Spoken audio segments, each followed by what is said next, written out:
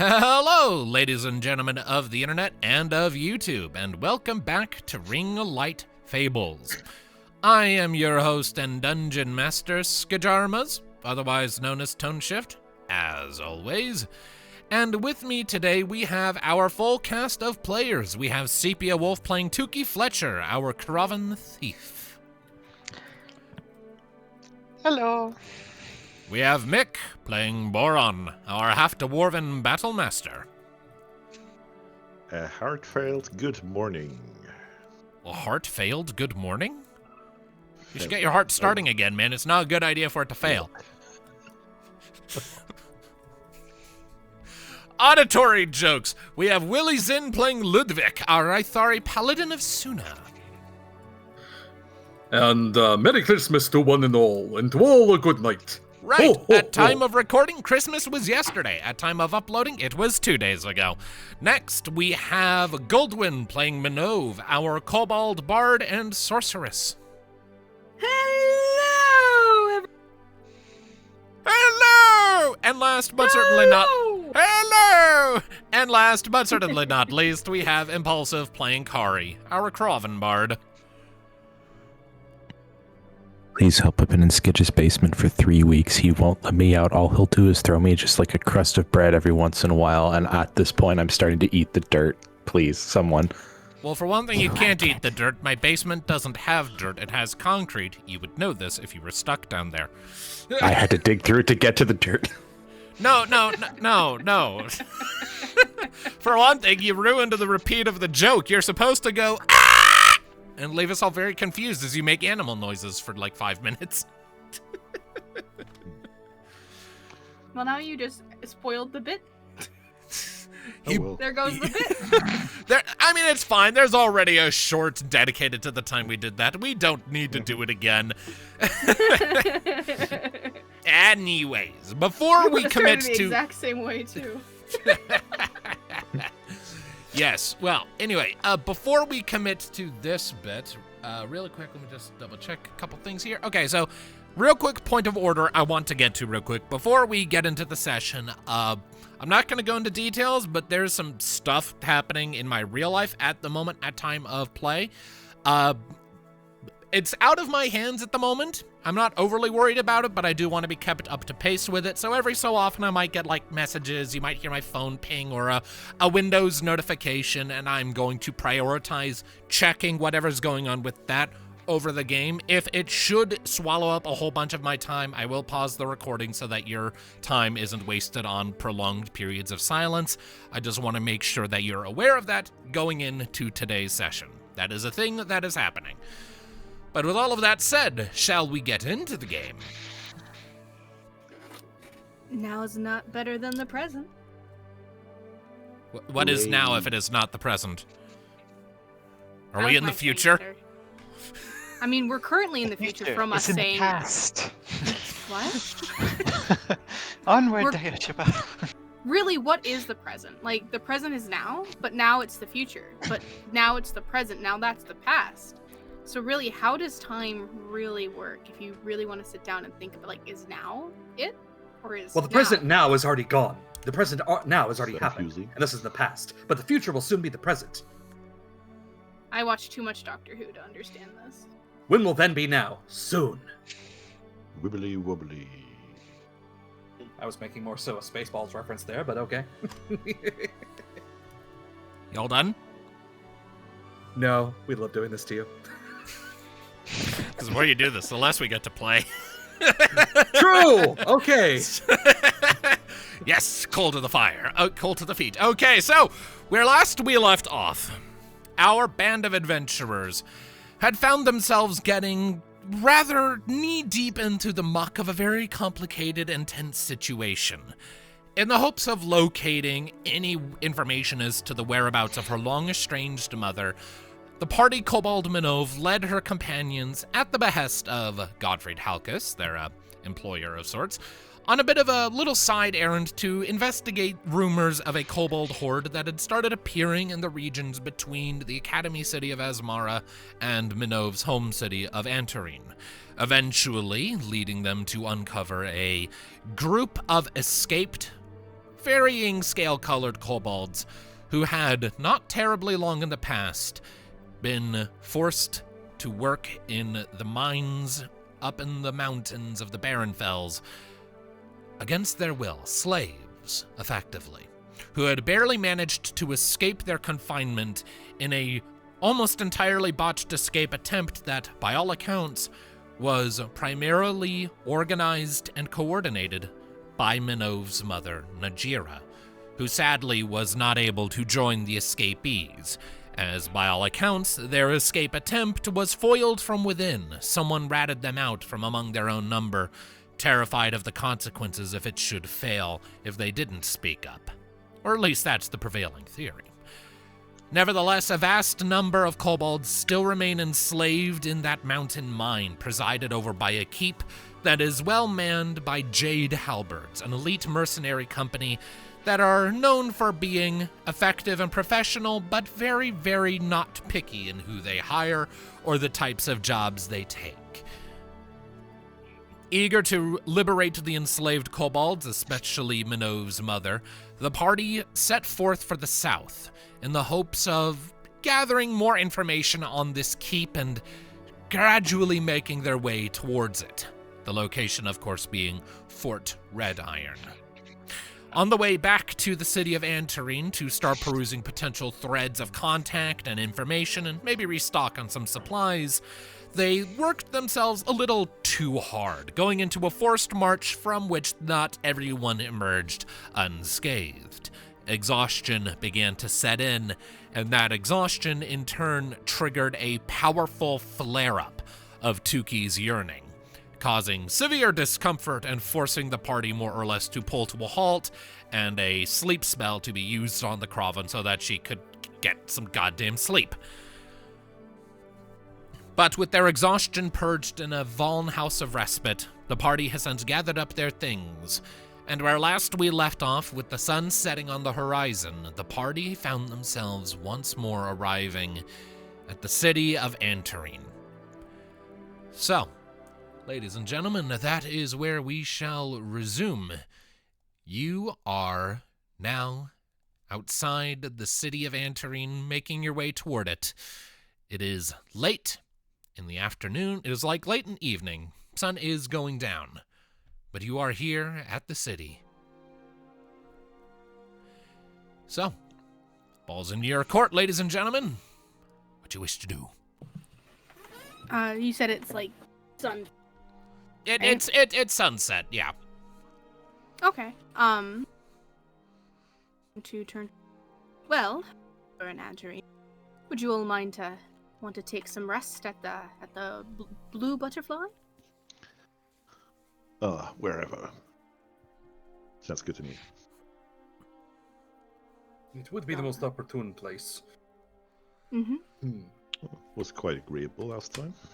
I mean, Bob usually is very, jolly, as they say. I think talking to him might just do you a little bit of good. Yeah. It'd be nice to see him. Maybe, he might be able to, help us out in our, current situation of the Jade Halberds and their impending assault. Skid, you said it was late evening or early evening? It's late Sunset. evening. The sun is very much like kissing the horizon right now. All right. Sky is very much colored in shades of orange and red and deepening hues of dark blue and the ever-encroaching dark of the night. Pale rings starting to overcome the light of the sun as it sets. From gold to silver. Minnove, you wouldn't happen to know already where the Jade Halberds are stationed in this town, would you? Can I roll a history? You may roll a history check. I mean, Or me? she's native to this town, so yeah.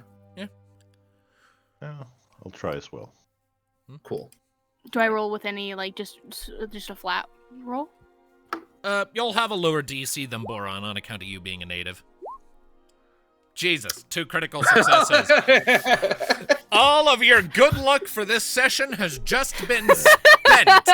Every I knew it. bit.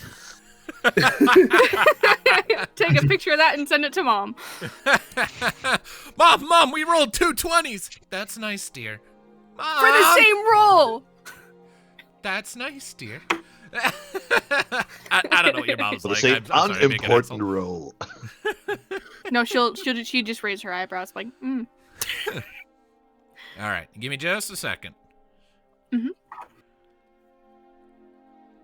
All right, so you know that you are aware that both of you will know this, that the Jade Halberds has a modest chapter located in Anterine that primarily just serves as like a network point for correspondence with a small garrison attached. Probably you wouldn't necessarily know like the finer details of what's in there, but it's not like a huge building, so by and large, yeah, there's a pretty good chance that basically everyone who worked there, minus a couple, died in the recent flubbed attempt to go after Torik's group. Thanks to all of you. But you would know that it is located in the glistening quarter of the city on the eastern side, kind of where you came in through originally when you were coming from Lambsong. The series of wide thoroughfares leading through to the center of the city. I have received a message. Un momento. Well, I was thinking, Ludviek says to the party, I was thinking it might be opportune for us to drop in. Perhaps we can find any correspondence or information before we go towards the mine. There might be something of use there. possible. I know it's by the Blue Butterfly. In the same era as in the city. Depending on if anyone is even there, it might be able to just walk right in. Discreetly, of course. I would probably not. No. But then again, you and Tuki are quite adept at getting in places, it seems. And he just smirks at the both of you. I mean, there's a difference between sneaking in and,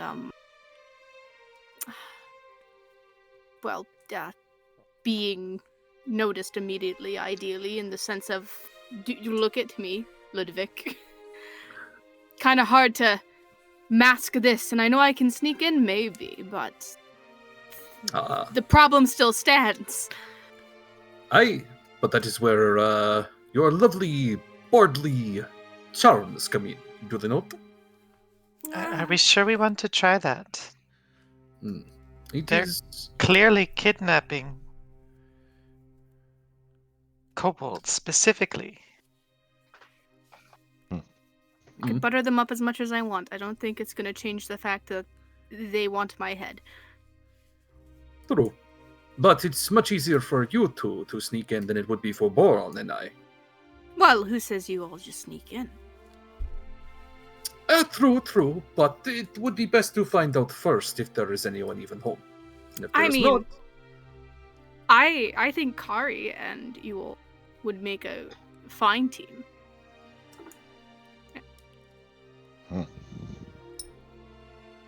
If you want to uncover any information, I can. I think it would stay be at better. the inn I merely and say just- it'd be a good idea to check out first, because any information we find, we can go over at the Blue Butterfly for the night. All right. Well, you guys go do that, and I will secure us a room at the Blue Butterfly. Sounds good to me. All right, so who's going where then? Good question. I need to know this. Minnove is going to the Blue Butterfly, not wanting to go into the Jade Halberd's front door. All right. Probably a good idea. Tuki in on this? I know Ludviek was suggesting it, but still up to her. I really don't think Minnove should be alone. Yeah, I'll go with her. Okay. Boron is butterfly bound then. Alright, so I guess, what, you two walk in and talk to them normally, and I'm supposed to slink around and find something? Well, we'll see what it even looks like. If it's just a small place, it might be hard for you to sneak around. And who knows if anyone is even there. If there is, there might be only just a few. Yeah.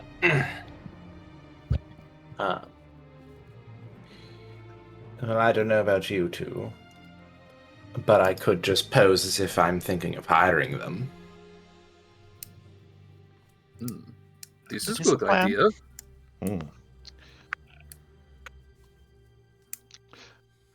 They do respond well to coin, from what I hear. That's what mercs usually do, yes. Alright. What would you be hiring them for? Oh no, this is just a hypothetical situation, just to get them in a room and start talking for Tuki to do whatever she needs to do. Alright.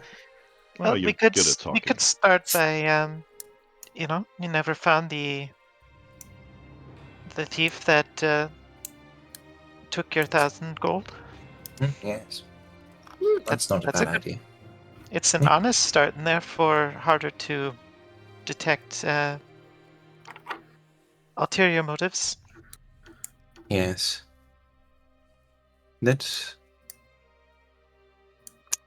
is not a bad idea. Alright, well, that's the start of a plan, and then I guess we just could play along with whatever happens afterwards. Alright, so I guess we stick with Minnove until we get to the Blue Butterfly and then split off to wherever the thing is. She points us the direction, I assume. Well, So actually, Boron.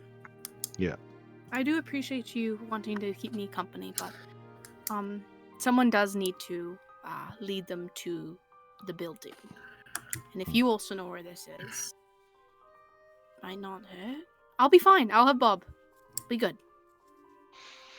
It's not like I'm going somewhere where I don't know where I am. Alright. You sure? Yeah, I'm sure.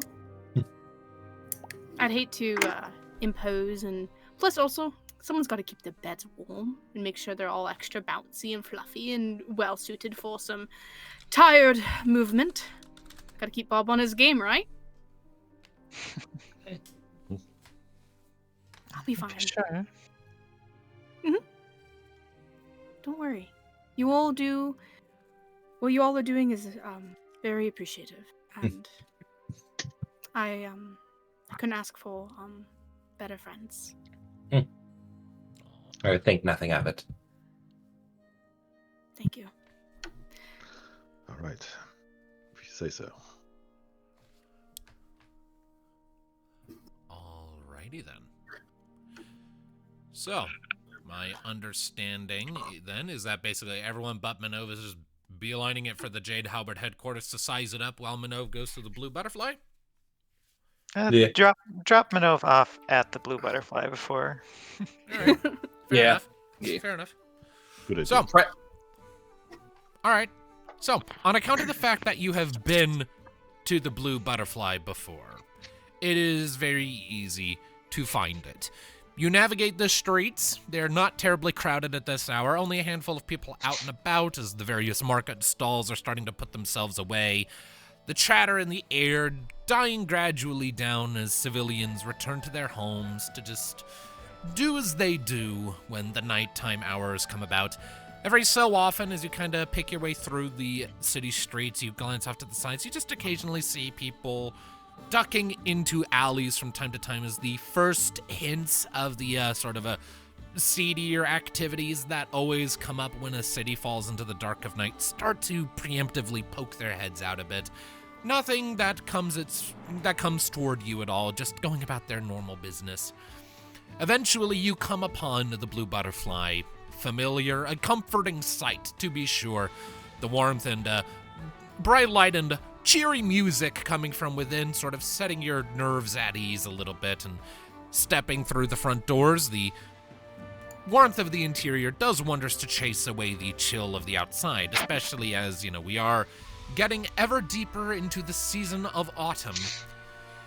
You're still in the warmer half of that season, but it proceeds all the same. Looking around, you see it's fairly sparsely occupied at the moment, but I lie. It's not sparsely populated. There's a lot of people in here. It's the dinner rush. People are getting their food and getting ready to tuck in. A fair few look to be travelers or maybe even other adventurers, not unlike your own group, though perhaps a bit less colorful. And you, of course, see Uncle Bob behind the counter, and he looks up as you're all stepping in, and his face just lights up with this big grin.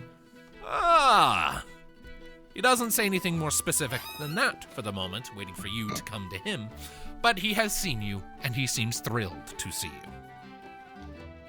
Minnove returns it with a smile, waves to him, and then looks over back at the group. I'll be fine. Alrighty. Have fun catching up. I will. And she's gonna give them all a smile. Turn around and start kind of skipping, half walking, skipping over to Bob, to the bar. All right. The rest of you slinking out, I take it? Mm-hmm. Correct. All right. I'll get back to all of you in a minute then. So, Minnove, you bound up to Uncle Bob, and he leans sort of across the counter as you're coming up. Been a hot minute since I've seen you lot. How you doing, Minnove? Oh, Uncle Bob, I'm doing such a fantastic job today. How are you? Well, business is booming.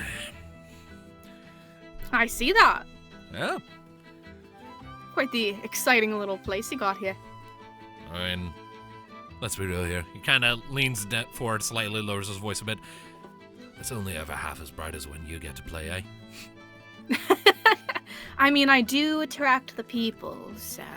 Yeah, you do. But whoever you got going playing this... He's a tuning. He's worth his coin. And how much coin is that? A living wage, at least for the short time he's here. Fair enough. Does he at least get a good meal at the end of it, or a good drink? Oh, yeah, of course. Sounds like a deal, then. Sort of glances past you to the rest of your group who have now sort of wandered out. Just you tonight? No, me right now. They're currently she's gonna look around to see if she recognizes if any jade halberds are off duty but wearing anything of that they are here, some sort, you know what I mean? Just kind of glancing around the room. Perception check. Uh-oh. 15. Okay. You're not seeing anyone who might match that description, but also jade halberds, when they're not in uniform, probably won't stand out very much. If they're just in plain clothes, they'll be indistinguishable from probably just any other civilian who just happens to be good on keeping their body in shape. But just at the moment, it's a big crowd, but you're not seeing anyone just at a glance who has that sort of bearing or vigilance or anything like that. So they might be in the vicinity, but if they are, they're just enjoying drinks and dinner, so... What they're doing is, I can't really properly say in openness, but, I do have news. Mhm. And I do have questions. If you would, once the dinner rush is over and you're able to just speak to me, and or anyone else if they come back. But I'd like to at least rent 2 rooms if you have any availability tonight. For you and your friends? Of course, anytime. Thanks, Bob. Of course. I do have like some side rooms, little more private spaces if you want to talk away from prying eyes. Yeah, I wouldn't want to take you away from your booming business right now, though. Minnove, Kind of. as far as I'm concerned, you're family. So you're more important to me than my job. All right. Yes, if you want to lead me to one of these side rooms, I'd be more than happy to Right. discuss the current affairs. Okay, one moment. Oi! And he sort of calls back to, like, the kitchen behind the counter. You see a woman's head kind of poke out. Do me a favor and hold down the bar for a few minutes. I gotta take something. All right, sure. One moment. And she sort of ducks back to squirrel something away. You hear something crash, and a colorful cloud of profanities comes drifting out like a gentle fart. Bob just kind of shakes his head a bit. All right, come on. Kind of nudges you, guides you off to one side toward one of the sort of little secluded, little just private little dining halls. It's not necessarily a room exactly, but it is sequestered off enough, sort of divided enough that conversations can be had with an air of privacy. The music beyond kind of grows a little muffled, the chattering ambience of the patrons muffled into just kind of a dull, low, white, almost brown noise. The table before you is well polished, very nice brown. Looks to be newer. He probably replaced these at some point while you've been out. He gestures for you to sit on one side. He slips into the other. A window sits immediately to your side, set into the wall. Curtains currently drawn, providing sort of a view of the city outside. Some candles are on the table, creating a flickering orange light, sort of deepening the shadows a bit. Right. What's this about then? I believe we might have, found out what happened to my mother. Really? Where is she then? Not here. She's in the mountains. Mountains? There's a mining facility that is, run by I don't know who, but patrolled seemingly by the Jade Halberds, or at least they capture. They're being hired, capture of kobolds. And this big fort that's in the mountains, mining ores and iron, all those beings. I was fortunate enough to run into some kobolds over by Lake Bafril. They escaped this facility, this operation. The ones that have escaped are weary and weak and young and old and not really made for fighting or anything of the sort.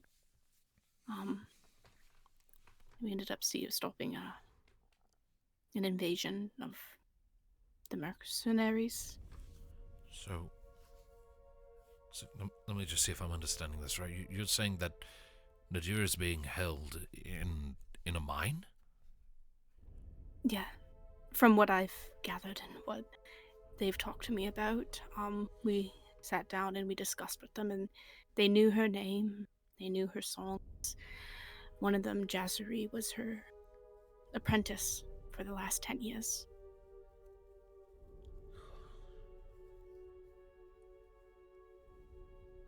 And I figured we were coming through Anterine, other than getting a lodging, you'd be the next person that should know. Damn. I'm not sure what I can do to help you, but if I can, I will. Do you have any connection or know any connections to the Jade Halberds? We fear that they might attempt another assault of some sort to before we can go in and see if we can rescue the kobolds that were left behind. Not really, no. Not unless they've gotten a big shipment in of soldiers. The thing is, like, their local chapter, they provide lodgings for their members, so they don't usually have much of a need to come to a place like mine. So unless they have, like, a sudden influx of people for a different job, they're usually just gonna take up lodging at their own place. And I don't usually have much dealing with them outside of lodgings regardless. I'm a tavern keeper. I'm not a quartermaster or a provisioner. The scope of their work falls well outside my sphere. I'm sorry. No worries, Bob. It was a tall ask and big order. Don't worry. Do you know, like, the name of the place where Najir is being kept? She's gonna, like, kind of tap her finger on the table a little bit as she's trying to recall. Fort Rediron? Red Iron? Yes. Huh. That seems to... Do you know anything about that? I've heard about it once or twice. I'm not, like, well informed on it. From what I can tell, though, just hearing people talk about it from time to time, it's a pretty lucrative private venture. Yeah. And holding in more values right now. Yeah, I had no idea what the workforce was. If it's a private venture, then, regardless, anything like that needs to be signed off on, so whoever owns the place, they're going, like, unless they're doing all of this under the table, which, if the halberds are involved, I doubt, then they would have needed to license the operation with the powers that be. Now, whether or not the powers that be are aware of the nature of the operation, that's a whole other story. Do you know who might have the power to do so if... Do you mean, like, who owns the place, or who would sign off on it? Well, both, I guess. I don't... It's more or less the idea of who would be wanting to run this operation like this. And I have very few memories of my mother, but, do you know anyone that she had bad blood with, or anyone that would have done anything like this? Well, she never really talked about it much, least of all with me, but I know she was never terribly fond of the Cadam, but I don't know, like, that guy's been ruling a long time. He doesn't seem the type to do something like this. So, no, as far as, like, who owns the venture, I don't know. That's well outside of my usual link of contacts.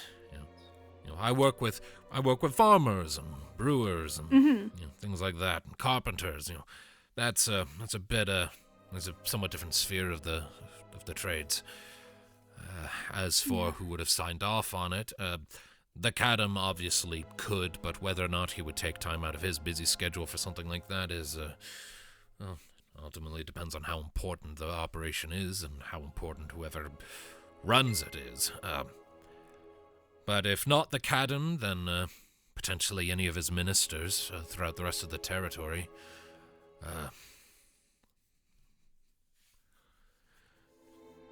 Every Cadam obviously has a series of different ministers and judges who sort of manage local matters. Each town kind of has at least one or two of each, so I don't know, though. No fair. It's a surprise ask. It's a lot to take in at once. Hey, just because I don't know doesn't mean that I can't point you in directions of people who might. And obviously you could... Obviously, you could try your luck just asking ministers, judges, people here, what have you. It might be kind of a wild goose chase. You might wind up losing a lot of time trying something like that, and assuming they're even willing to divulge their trade secrets to an outsider, which, you know... Especially me. No offense to you, but yes, I wasn't going to say that part. Oh, I've gathered what we're dealing with. Yeah. Next question. Do you know anyone that can send letters, notes, or messages in a relatively timely fashion? Oh, there are several courier services in the city. Any of them you recommend? I don't usually have much correspondence outside of town.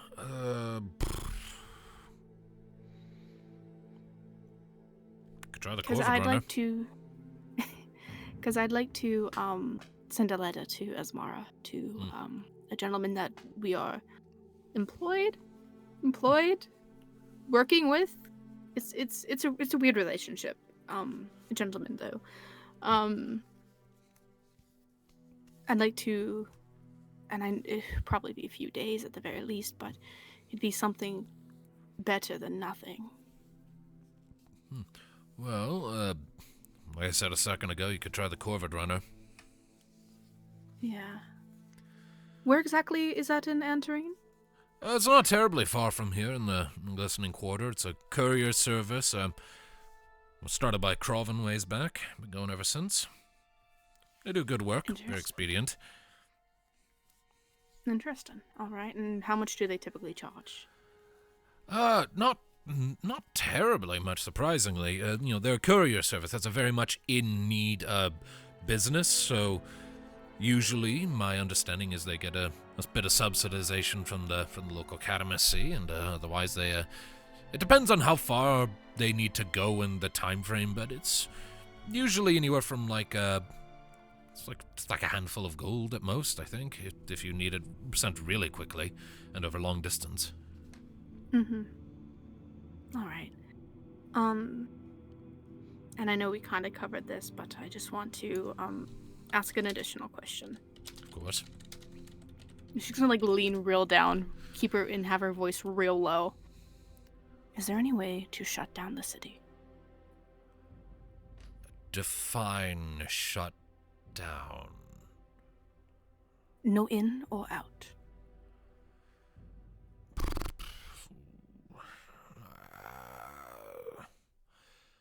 There's a lot of ways you could potentially do that, I suppose. As it depends on how, a fire that is suspected of being caused by arson could cause a temporary lockdown.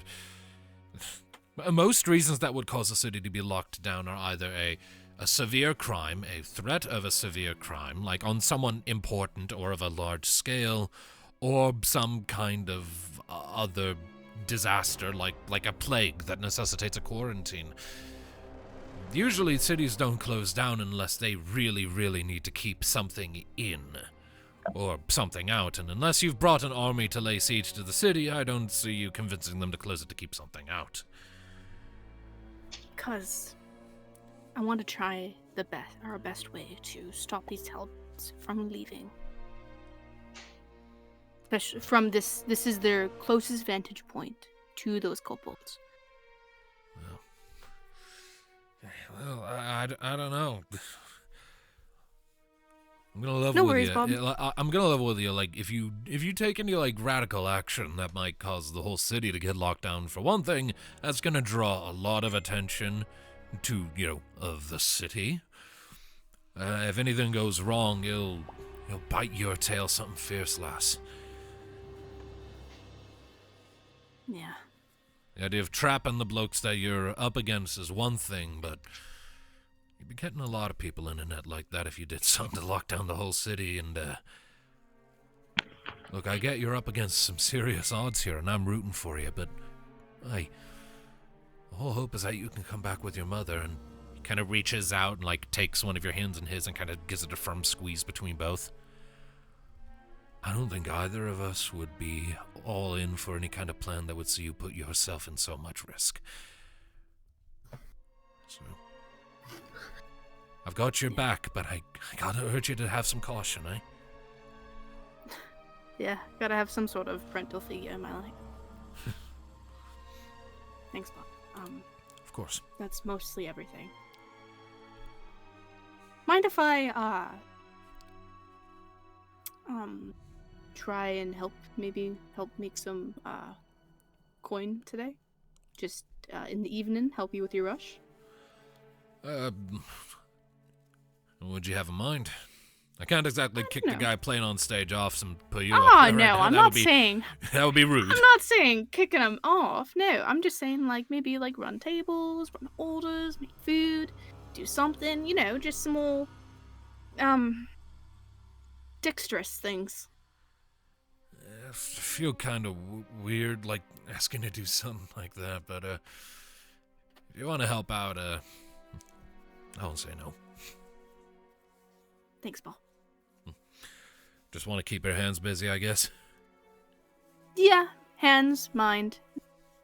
If you're willing to spot a few coin, that won't hurt either. I guess I can spare you a fair wage for the hours worked. Come on, let's see what we can find you to do, eh? Yes, sir. Alright, kind of takes her hand, helps you up, and heads back out into the rest of the inn to kind of just let you busy your hands for a little while. So, with that, we're going to go ahead and cut our attention to the rest of the party out on the streets of Anterine. So, you are all, with Boron in the lead, making your way for the Jade Halberds chapter in the city, yes? Yes. Yes. More or less. All right. Give me a moment to see if I can find something specific. I cannot find the specific thing that I am looking for. That is annoying. You would think I would have more ambiences tucked away in that folder, but apparently not. Oh well, it's fine. So, by the time you make it to the Jade Halberds location, the remaining evening sunlight has bled away to just the faintest dusting of violet on the far horizon. The sky mostly dominated by the dark, rich blue of the starry night sky and the silver of the pale ring stretching from horizon to horizon. The ambience of the streets have calmed down. The various lamps and lanterns that line the streets to provide nighttime illumination and ease of passage have been lit or in the process of being lit by people making the rounds to do so. The Jade Halberds chapter is largely an unassuming structure, sort of hemmed in and sandwiched between two other nearly identical looking structures. Looking at it, it is a 2-story building, fairly straightforward. It looks like it might have been just a regular office building of some sort at one point. There's not much sort of to denote it as being the location of a mercenary company out front, besides a significantly overstuffed sort of mailbox out in front, and the sign that hangs over the door sort of advertising the function of this chapter. Sort of a kite shield-shaped sign hanging on squealing hinges as it gently rocks in the wind, decorated with a depiction of a simple but otherwise finely made halberd on a jade green background, with the name Jade Halberds Mercenary Company emblazoned onto the sign in sort of a flowing golden text to sort of contrast with the green behind it. Very much in keeping with the color palette you've seen of the men you've dealt with so far. At present, you don't see much in the way of illumination from the inside. Curtains drawn, shutters closed. The door, this heavily wooden-paneled reinforced thing, stands closed. It is a 2-story building, though, and you can see the whole sort of front of the building is largely sort of like uniformly flat in like its heavy masonry and dark gray brickwork. All right.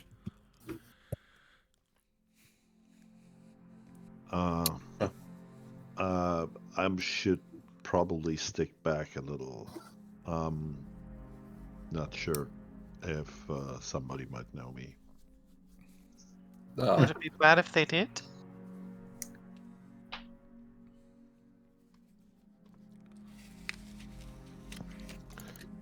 Not sure.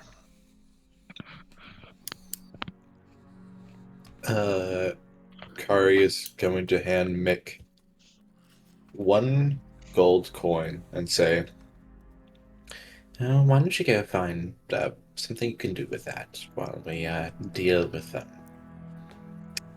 the chain halberds here.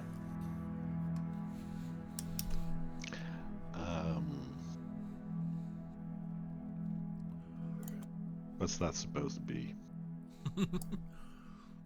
That a gold coin.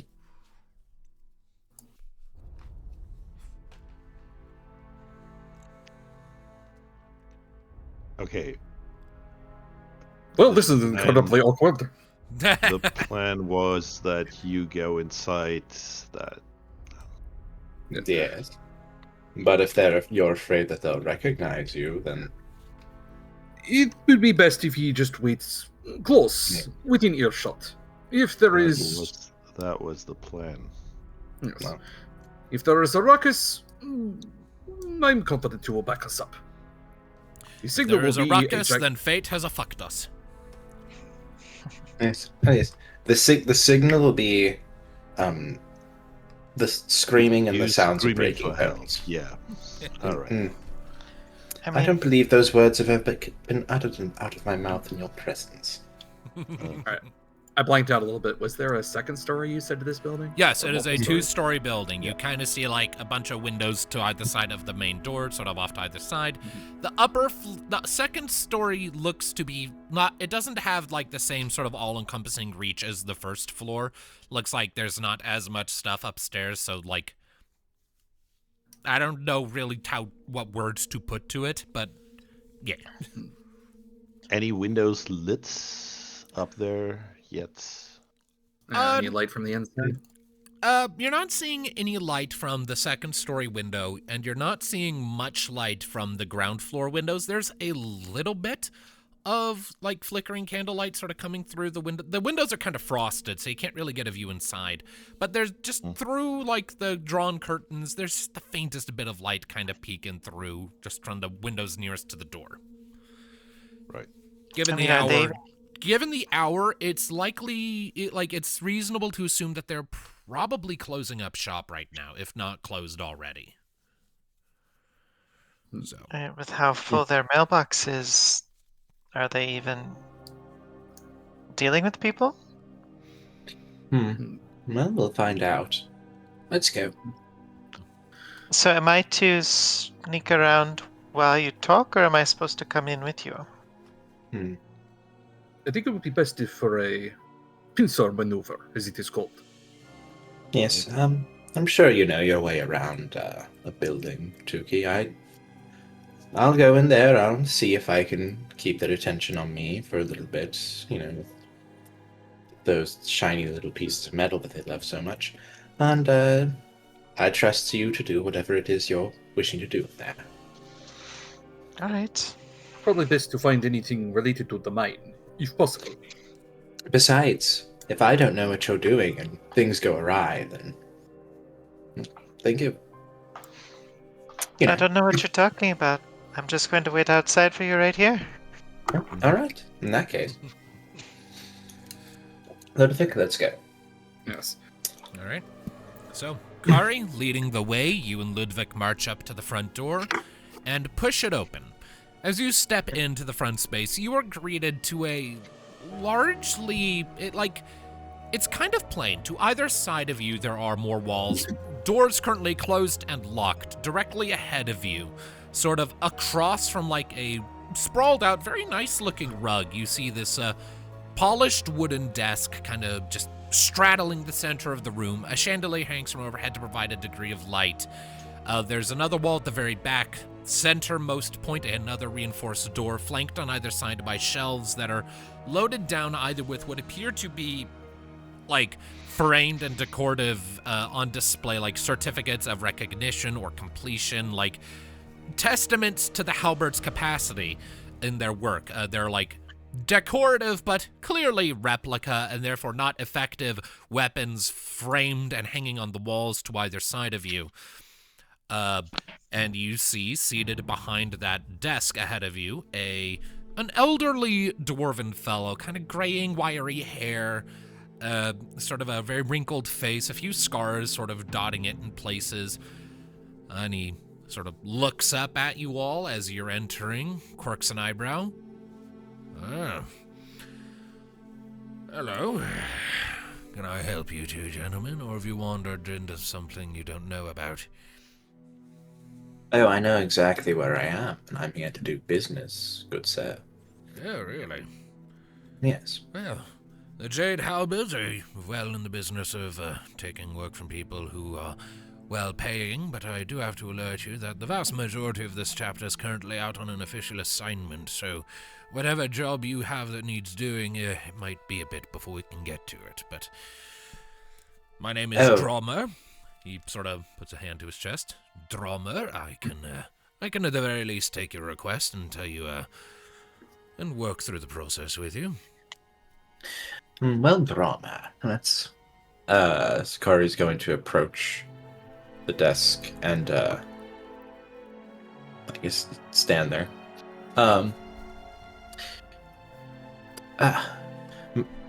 So, what I'm looking for shouldn't require more than one or two of your own mercenaries to accomplish. It's a small task, but it's one that is very near and dear to me. I'm listening. So, I was on my way here to Anterine on business while passing through the town of Lamsong. While there, I was accosted by a group of bandits who left me unconscious and absconded with quite a bit of my fortune. Unfortunately, me and my bodyguard here were unable to spend much time looking for them ourselves, as I had to come here on business. But I would like to get that back. Well, that's, I hope you have more for us to go on than that. Oh. There was a talk from Lamsong that they had been dealing with a group of extorters. They had been run out by a few mercenaries, but they were still possibly in the woods nearby.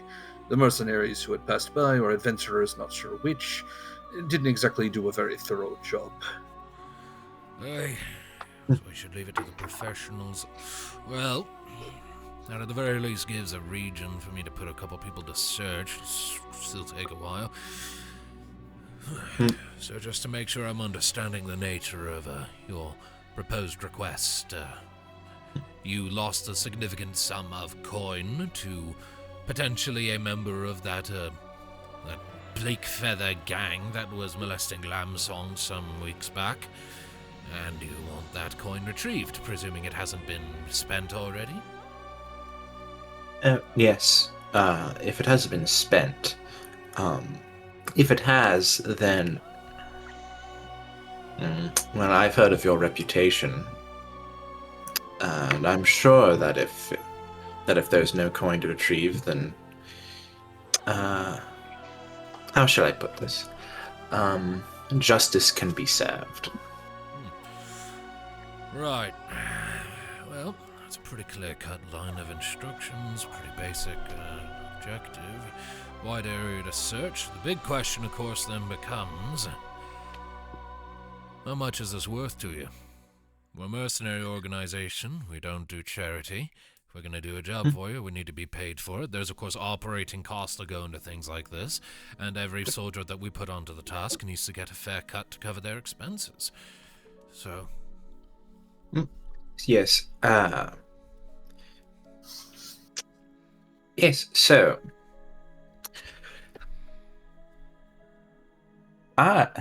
This is the fun part, isn't it? The negotiating. Of course. Yes. So, now I would imagine with the majority of your chapter currently away on business, that if you're going to send anyone anytime soon, it probably wouldn't be top-of-the-line individuals, would it? Well, all of our men are well-trained and fully capable. Yes, but we all know that there is the cream of the crop, and there's always has to be the chaff. Make a persuasion check for me. Okay. You just kind of low-key insulted some of their people. 13. Kind of quirks his brow at you. Yes, there's always a cream of the crop and the wheat from the chaff. And we only take the best in the halberds. So I assure you, even our chaff are still perfectly elite people. All right, well, how about this? Start with her number. We can go from there. All right. I think... How about we start with a... Oh. Huh, didn't know your people could do that. Excuse no. Oh my goodness. No. Anyway. Should have left. Now, as you can imagine, due to these circumstances, I am not able to provide the money at right this moment, but I am willing to negotiate a deal where a certain percentage of the money, should it somehow be unspent at this point, disappear and into your coffers from the hands of these bandits. So, in short, you're offering a bonus in the event we can get your money back to you? Yes, and you know what? You know what? Here. If and when, yes, I believe, how about we'll say 10% of whatever is still found on them can go to you as a nice little bonus, should there be any left. And then... Yeah, if you're able to send a courier off to... Oh no, hang on. I need to look at the map. I drew a blank on the town he's from. Crap. What are you looking for? I need to know where Kari's from. Well, you're from somewhere in Parvara, I know that much. Okay. It's probably written on your backstory somewhere where you... I'm looking at it right now.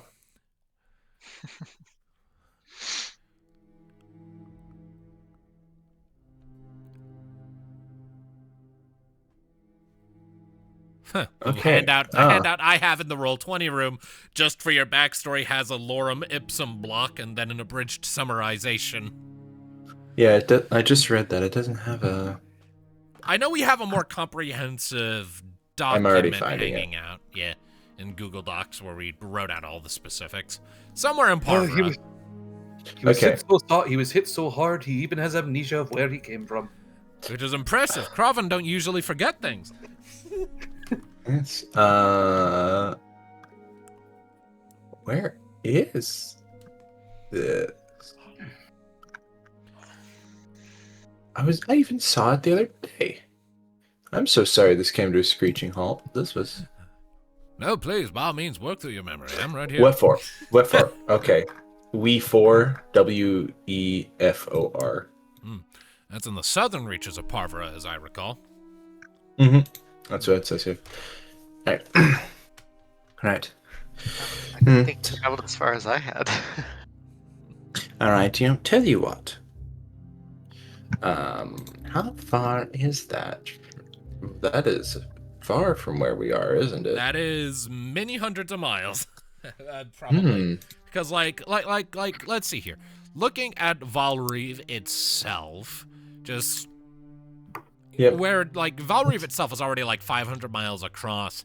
From Anterine to the Tranwin Gap is, like, 200 some odd miles.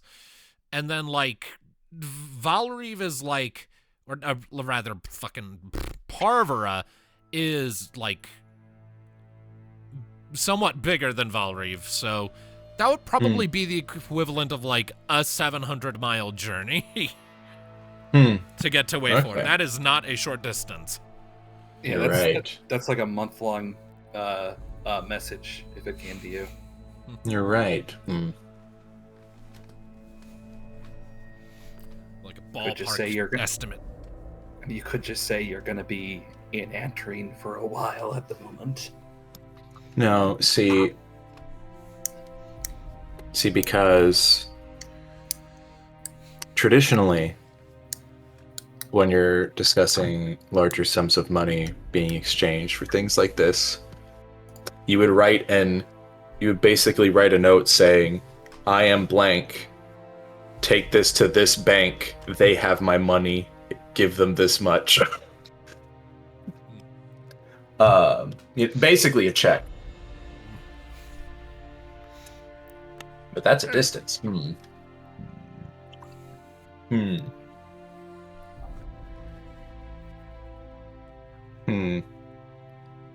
I will say, I see what you're doing.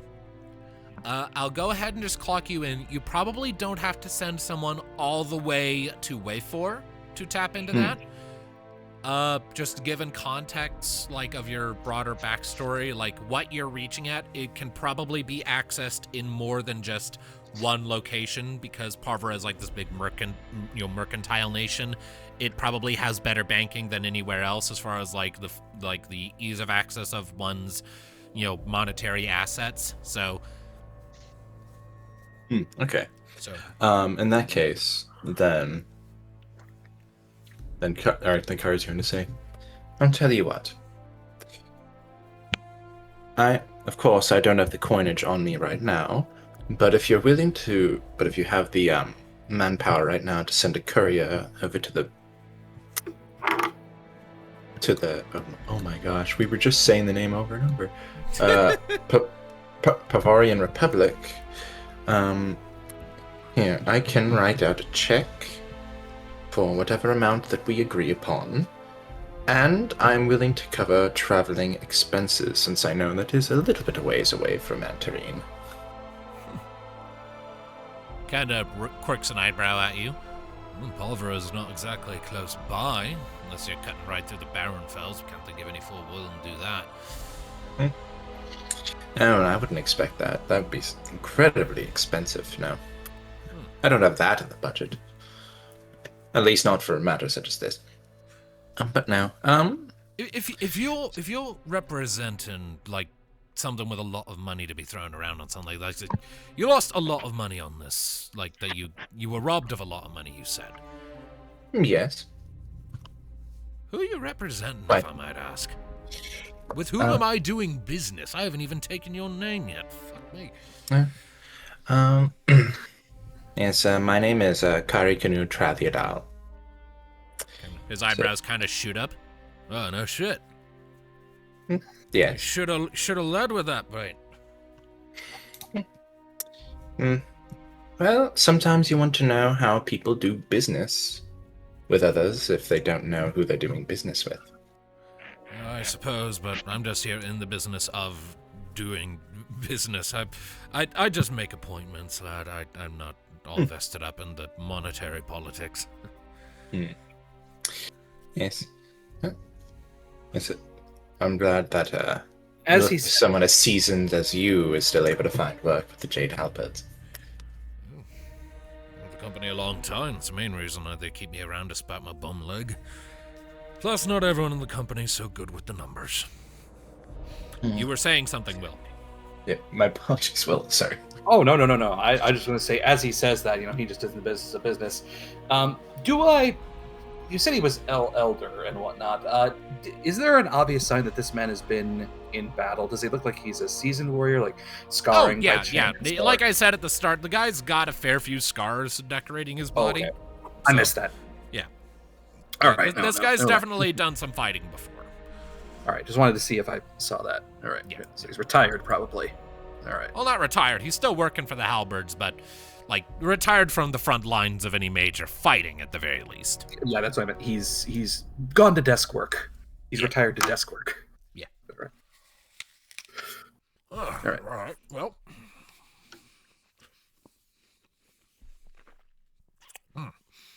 For a moment, I am chewing food.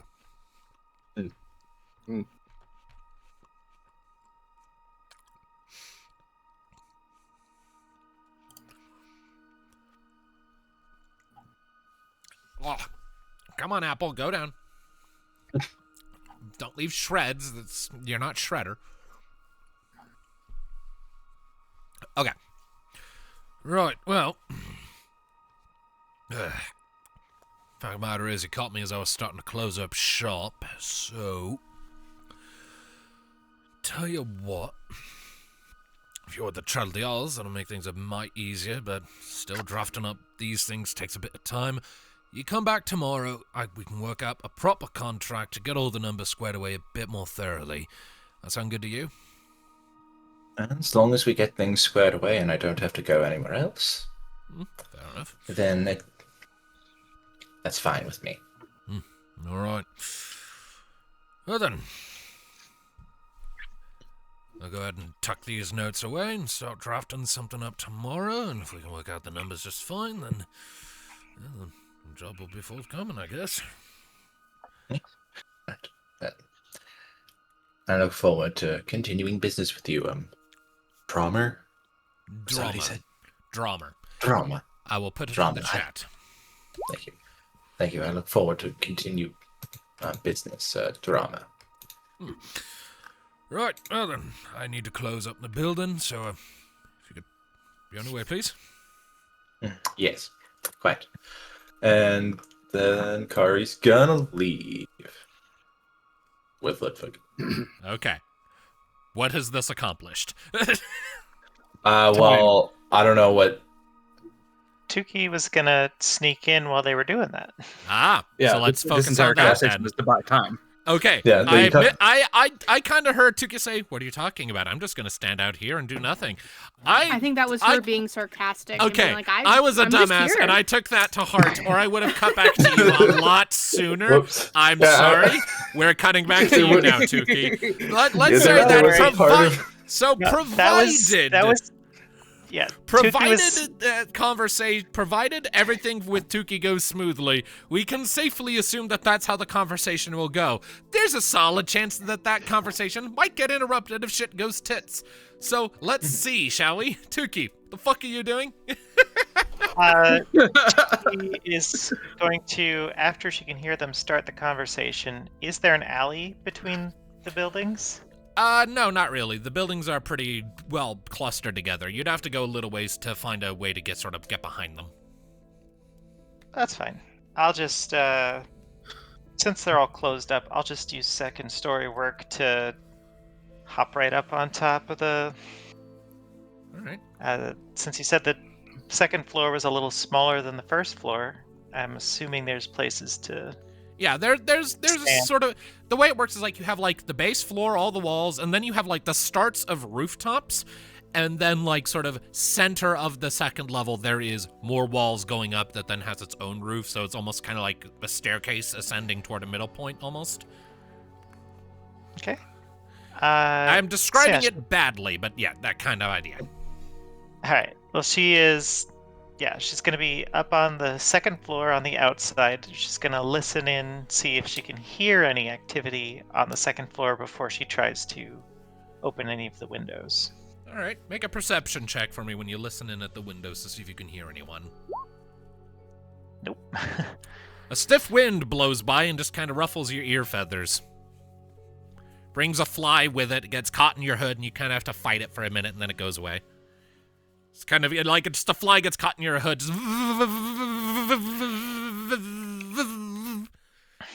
you shoo it off. Fucking flies. Well, don't have enough time to worry about that. And she'll test and see if she can get the window open. All right. So, the window...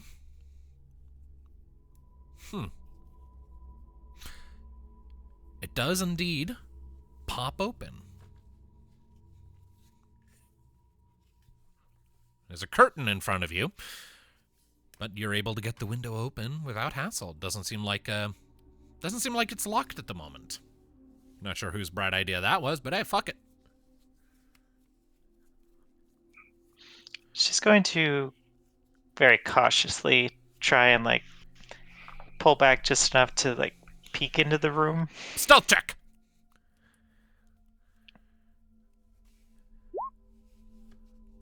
Oh. Wow, I wasn't kidding that all of your good luck was spent earlier, huh? Oh. Okay. Do you have any idea how frequently this happens to me outside of combat? Yes. I do. All right, so you pull back the curtain, sort of poke your head in. I should be sort of clear. There is only one major sort of window sort of front to the wider building. So it's the only one to open. As you pry it open, you are kind of just hanging off the front of the building, just kind of sticking out like a tumor. But as you draw back the curtain and poke your head in, sort of look around a little bit, you don't see anyone. It looks like you have discovered just like someone's private quarters or an office space. Sort of tucked off to one side, there is a fairly nice-looking bed with a chest at the foot of it. To the other side of the room, you see a well-polished desk with a handful of books and a bunch of papers sprawled across it. There's an unlit candle sort of sticking out of a candle holder. All the lights in this room are out. The only illumination you currently have is coming from the faint, sort of almost dust-slicked shaft of ring light shining through the gap in the curtains you've drawn. It looks like no one has been in here for probably at least a few days. Could be good, could be bad. She'll slip in, and I think she's going to look at the desk first. All right. Looking over the desk, again, covered in a handful of unmarked books that are largely just have dates sort of not stapled, stenciled into the front of them, just seeming to indicate start points.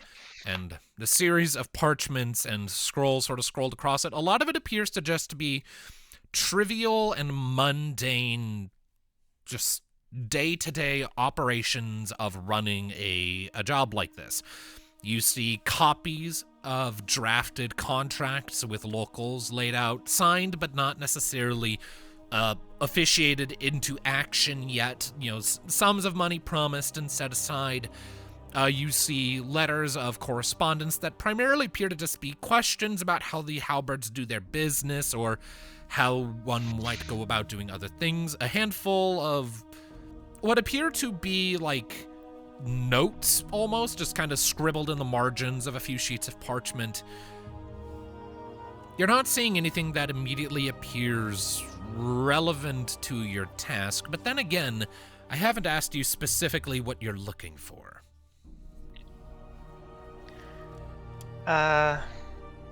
Two things. She's going to be looking for if she can figure out whose name belongs to this room. Or the name of the person that stays in this room. And she's going to look for anything that mentions Fort Red Iron. All right. Make for me, if you would be so kind, an investigation check. Nice. Give me a second. I have to open my notes app, because I know there's a name for this, but I don't have it written down anywhere in Roll20. I should have had Obsidian open earlier. One moment. You're better in investigation than in stealth. Okay. Craven. Yes. Intelligence stuff. Yeah, my whole idea behind building Tuki is that she's more about, like, grabbing stuff out in the open with sleight of hand instead of sneaking around, because she's not hanging around places too long. She doesn't have the patience. I see. Her feet demand she move. Okay, hold on a second. Obsidian is taking its sweet time loading.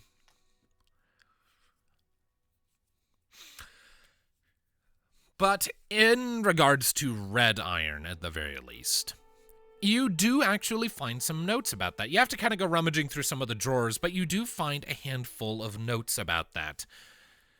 They are sent by Commander Terlock, the one who you are given to understand is in charge of Fort Red Iron. So he is not based out of this location. But you sort of pore over some of those notes. A lot of them just seem to be rudimentary reporting on things, but you do find sort of tucked away among the notes and the sort of things about that it's a professional letter where it is thickly laced with frustration, and it's dated pretty recently. I don't have exact wording written down, but it seems to be coming from the perspective of Terlock ranting in a as professional manner as he can about the recent escape attempt of the workers. You note he never specifies who the workers are.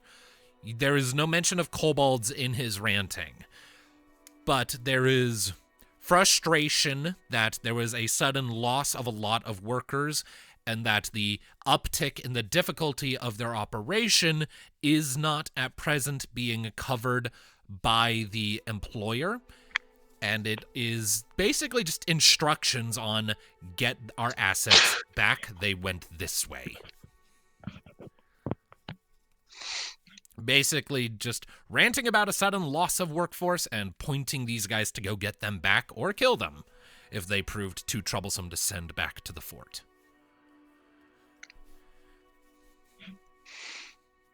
Tuki is not going to take that with. Okay. But she's going to lock it away. Make a mental note. In her brain. As for the name of who was operating here, Obsidian finally opened. Apparently, the guy who was in this room, and you imagine it's someone you've probably killed at this point, would be going by the name of... Probably the Knight, going by the name of Lieutenant Kethrick.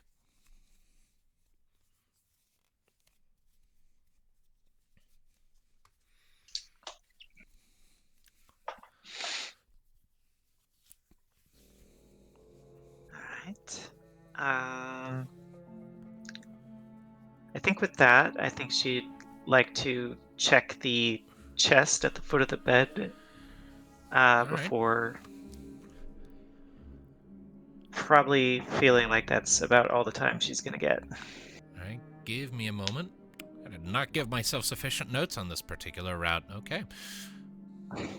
So, checking through the chest, it appears to largely just be like a handful of basic changes of clothes, a few personal effects, nothing magnificent. You do find a small little like pouch with a handful of gold coins, so you get 6 gold coins if you want them.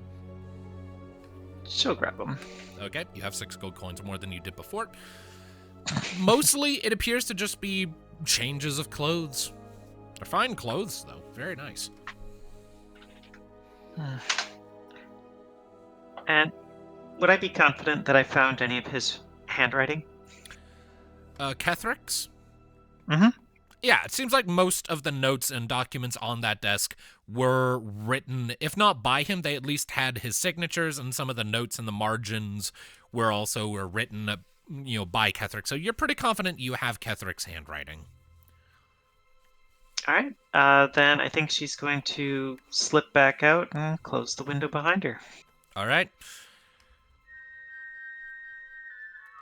So you slink back out, closing the window back up behind you.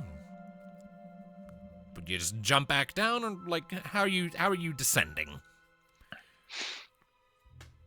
Probably gonna get out the window, but then shimmy to the side. You know what? I'll even leap up onto the roof of the next building and jump off Okay. further away. All right.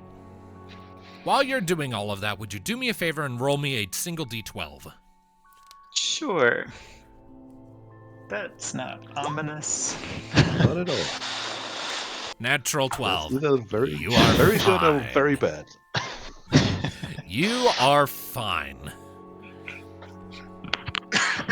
So you jump back down, having completed all of that, and no one seems to have realized you were ever even up there.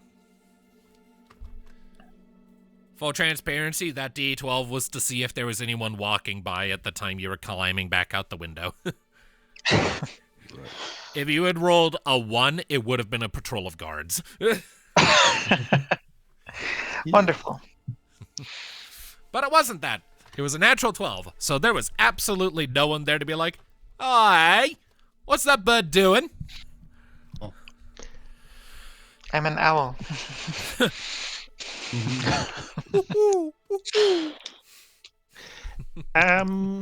While Tuki is doing that, I'll just take a look at that mailbox, I guess.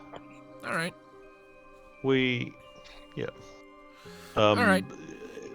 I'm not gonna take anything just yet, so just All right. just looking. Okay, just kind of looking over it. A lot of it doesn't appear to be of a professional tilt necessarily. It almost looks like some of this is just personal correspondence that hasn't been brought in yet. Notes or letters for people who work here. Right. And a fair portion of it also appears to be, for want of a better word, like spam mail. Still, there might be stuff in there. Make an investigation check if you want to. All right. Check. Oh, investigation, one of my very best skills. Not. Hey. The only letter that you find, just kind of at a glance that seems at all interesting to you, it's not even sealed, but you can kind of see like the hastily scrawled script from here, and your eye kind of picks it out and is like, whoever was writing this was trying very, very, very hard to make their writing look flowery and like regal and professional, and failed magnificently at it. And like you only see like the first few lines, and it's like, "Hello, I am a lost prince of Lassoon. I am trying to reclaim my throne, but I need your help," and it just kind of trails off. Oh shit. I'm very engaged in that story.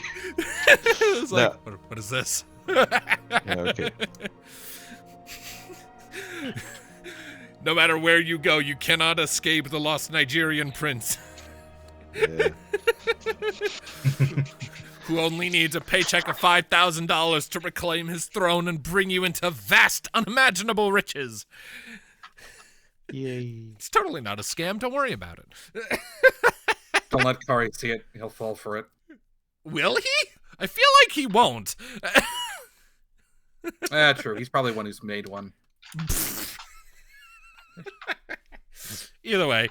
So, yeah. Eventually, Tuki, you hop back down and you see Boron staring with vested interest at a slip of parchment sticking out of that overstuffed mailbox I drew way too much attention to.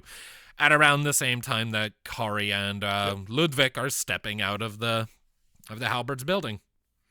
All right.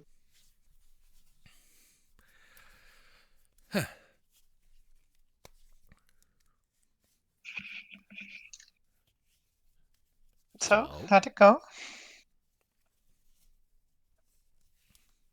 Oh, it went Well, I think... Ludviek, how would you describe it? Time-consuming. Yes. No? I made sure to forget a few things, so... at one point. Well, I would say it took the perfect amount of time. Well, excellent. Well, now I need to think of some excuse to get out of things.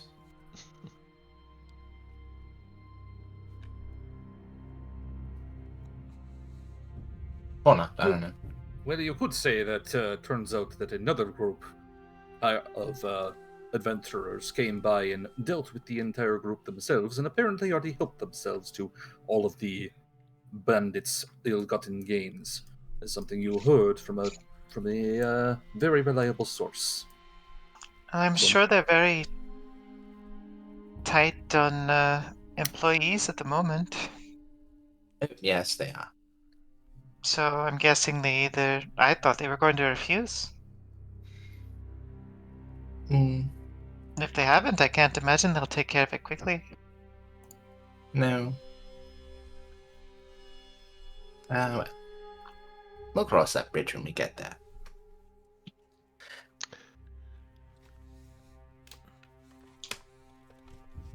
Alright, So- well, I am ready for dinner. Alright. Let's head Sounds back good. to the Blue Butterfly, unless anyone else has anything they need to say right this second. Well, apart from possible prince in needs, no. A prince? Yeah. Is it from the desert? It seems like it, yeah. You should probably ignore it. In fact, throw it away, you're doing them a favor. Or better yet, leave it in there. Tuki knows her shit.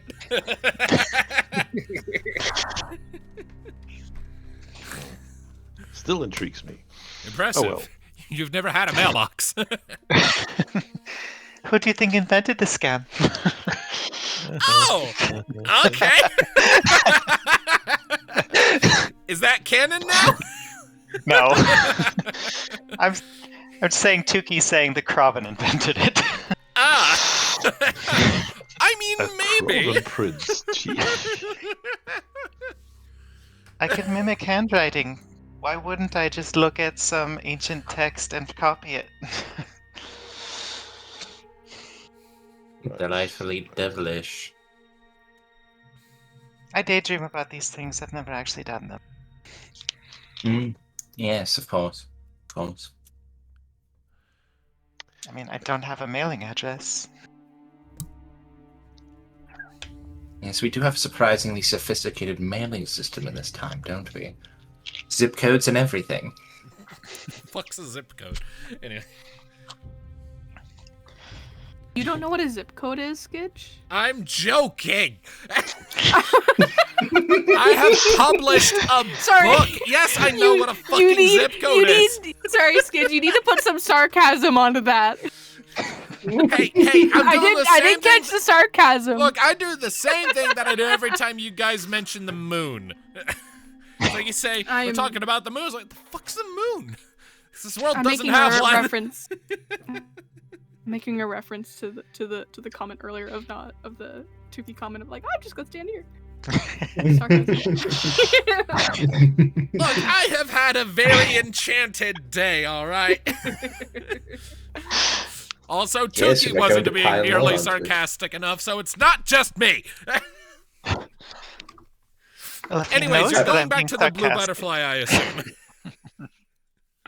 Yes. Oh. Okay. Alright, easy enough. So yeah, sure enough, you go ahead and you make the return trip to the blue butterfly, the last of the daylight fading away. Minnove, just Make for me just a flat D20 check if you'd be so kind.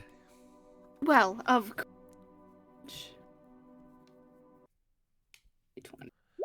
God damn it, I keep getting annoyed by the fact that a lot of the music I put in these things keeps going away. Like, some soundtracks have just been removed from YouTube, so the watch together room grows increasingly sparse. An 8? Yeah. You do, in like the hour or two that you're doing this work, yeah, you're doing fine. So, like, it's not like you are very distracted and kind of on edge with the whole situation that has cropped up around you and everything you and your friends are doing, so you're not fully attentive, but I would say that, like, all told, you managed to make, over the course of, like, the next 2 hours, I'd say Bob's willing to part with, like, 2 silver. It's like a paycheck. Like, you're only working for a couple of hours before your friends come back and... Could I also request that Minnove makes dinner? Sure. For when they return. You may do so. You have access to role a would you full want me to do for kitchen, that? and there is at least a few people working in there to help provide food for the masses in the tavern, so you have people on hand to help, so I'm not going to necessitate a roll. You're able to provide dinner for your group. How good is the dinner? I mean, that depends. How good is Uncle Bob's kitchen usually? How good is Minnove? Minnove has help. That is true. Yeah, that's why I'm not prompting a roll. Minnove is receiving aid. Okay. I assume Uncle Bob's Tavern is usually known for having good food, otherwise there wouldn't be such a dinner rush. Yeah. So, yeah, it's good food that you have on hand when your party returns to you. Rockin'. Oh, hello all. You all came quite quickly. You know, only so much you can do. Ah, no worries. Sure you got a lot done. Here, I got some. Hang on. You all take a seat at a booth or something, and I got something. You get something. All right. I got something. Take a seat and be surprised. Close your eyes if you. Maybe plug your nose. I don't. I'll close one eye.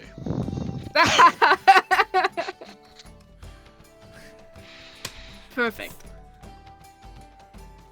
And Minnove is going to usher them to go take a seat and then rush to the back. Bring out the food. Hooray! She's It gonna is- attempt to carry all the food all at once, similar to how somebody would carry like grocery bags, one trip. Okay, see, my gut instinct says I should make you roll a dexterity check for this. But in the interest of not gumming things up, I'm not going to do that. I was so prepared. So we'll just kind of balance it out by just having it be kind of goofy as Minnove comes out of the back with like a whole host of different like restaurants have these big ass platters that they keep a whole bunch of different plates on as they're ducking and weaving between the things. Minnove, you're kind of doing that, but like you're very out of practice with this sort of thing, so there is a certain cartoonish wobble to you as you're making your way over to the group. Oh, what is this? Do you want a hand? I'm good. One trip, we're good. I'm just resting them on my horns. It's fine. Whoa. Come in. That's fine. Yeah. Okay. And she's gonna like slide the big platter onto the table. Right. You didn't need lessons from me. I should have taken them from you. Well, yeah, you might want to eat it first. Wait, a what? Dexterity. Oh, you mean I mean, just luck, I guess. I used to do this more often. about a couple of years ago. When I was a regular at Bob's. You basically lived here. Yeah. I basically was one of the many hands that was here. I worked and Bob gave me a free place to stay, so it worked quite well. Now, you come back to it quite well. You like riding a horse. You'll never forget. Exactly. Except, people move and jostle. They don't typically see somebody that's about waist height running around, and they bump and maybe step on your tail, and But we have made it. What is here? Dinner is served. Right. Hooray. Y'all keep So- talking, but I have to redo the music room, unfortunately, because it finally decided to crap out. So I have to reload it in a new tab. All right, then. So as we're eating, so Tuki, did you manage to find anything of good interest? I made a little bit of money today. That's nice. A little bit deep in your pockets doesn't hurt. Hmm. I made a little bit of money too. Breathing. I figured we could talk a little more in detail when we don't have, crowds of people making it harder to hear each other. Of course, of course. I was merely saying if you found something that you're proud of. Yeah, on a scale of 1 to 10, probably a 6. Ah, above average. That is good.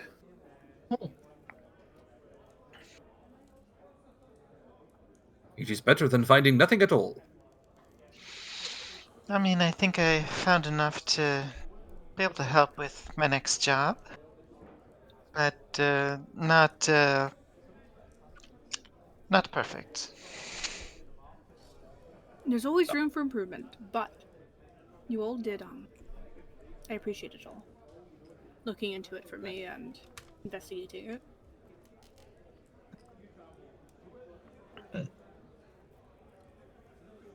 What about you, Kari? How was your conversation with, the Hellbirds? It was, rather productive, actually. A what? It was rather productive, actually. Oh. Did you learn anything from them?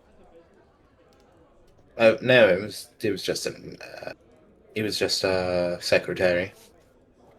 No. I'd say we did learn a few important things. Yes. The building is mostly unmanned, and most of their current troops are out on another job, to which they have not heard back from them yet. As we Dude. expected. Do you think this job is the job, or? I don't know what else it could be. I know it's the job. They haven't been getting their mail. Which, if they have a secretary, that is a little weird. Honestly, that is a little bit strange. Yeah. Well, I did not detect any deception from that old dwarf. He has a bum leg. Maybe he just doesn't like going down the stairs. That's fair. Perhaps he took an arrow to the knee. Perhaps. I hear that's a very crushing injury. That's the only place I haven't been pierced by an arrow, so I can attest to that. Well, It's damn it, career 'cause- ending. Yeah, it's career ending. Yes. Yes, getting married, it does have a habit of uprooting your career and forcing you to take a different path through life. We were talking about getting shot in the knee, Uncle Bob. Okay, for one thing, that wasn't Uncle Bob. That was me. Uncle Bob, are you wanting to talk about your married life? Okay. Are you happy? I know the post Skij is referencing. However, I am 90% certain that was just Tumblr making up a fact. No, it's not. Either way, carry on. Well, either or. Knowledge is knowledge, and knowledge is power. And power corrupts, so remain ignorant. Does anybody have any paper I do. and a pen? I do. I think once we go to our room, I can draw out a few things. Sounds good. I made sure to at least secure us 2 rooms for the night.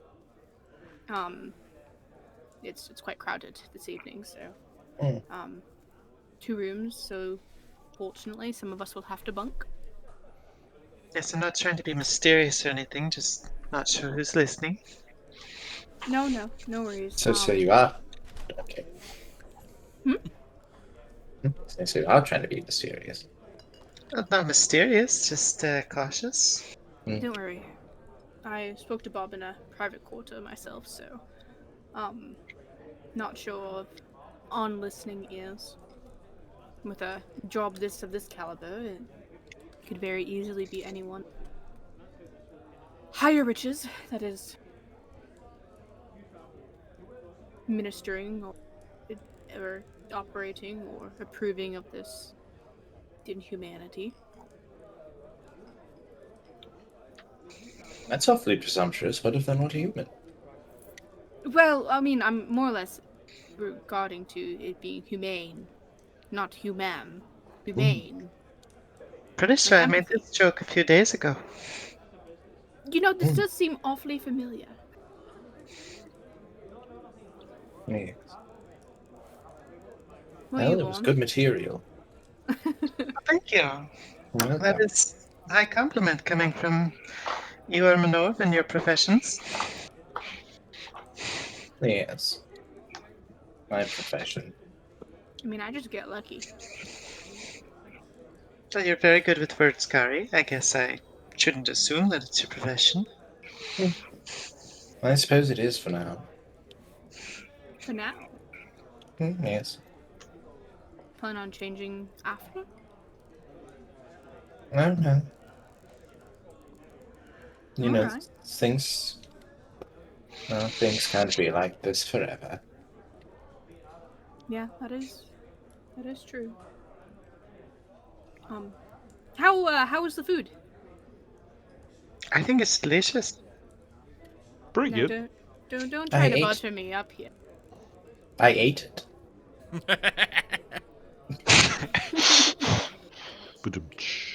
After travel with rations, a home-cooked meal is always the best. To be fair, I did have some help with some of Bob's kitchen aid.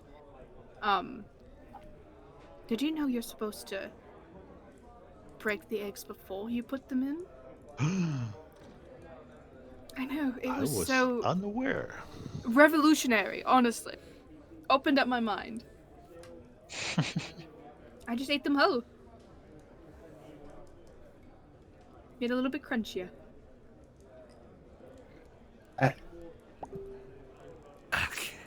But you know, that's only vaguely disturbing. Vaguely? Yes. I don't know, it disturbs me a little bit. What, me, oh, is me eating eggs offensive? I apologize. I don't know, it's just like... It's just like, oh yes, I ate a baby the other day. Well, it's not fertilized. I don't know. Well, no, yes, when you break it open and eat it. You know, Well, that's no. what... Kobolds lay eggs too. That is Oh, true. yes. But it's not fertilized. Like, just like some chickens, you know, the science of chickens. They have a lot of like calcium, and they build the calcium in their cloaca, and they have to like it's like taking a big shit. I have eaten eggs. I have eaten eggs.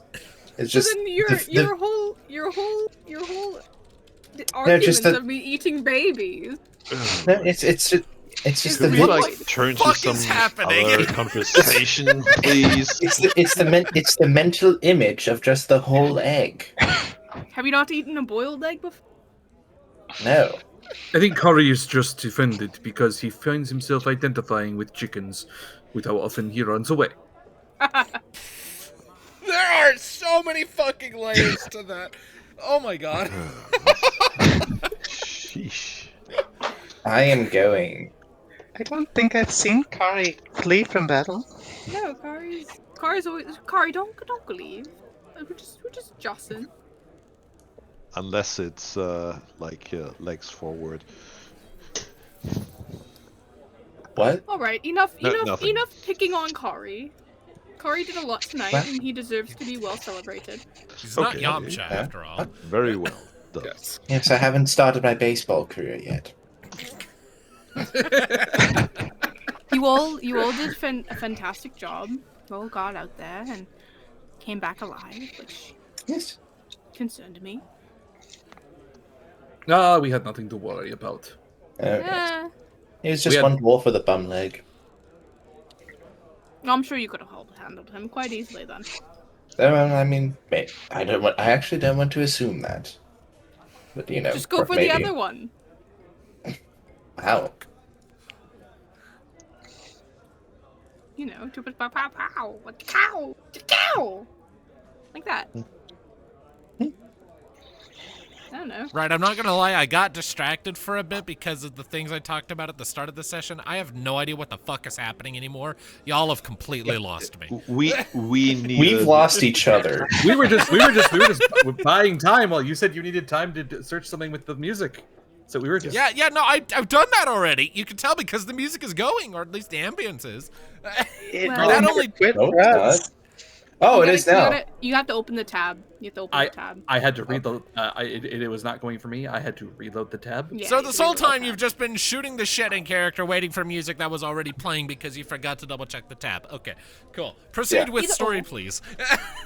So, I am so fucking confused right now. so, Yeah. lad, I was just going to say, if I could borrow those, I'll go get started. I wish I could eat more. My stomach's not very big. don't worry.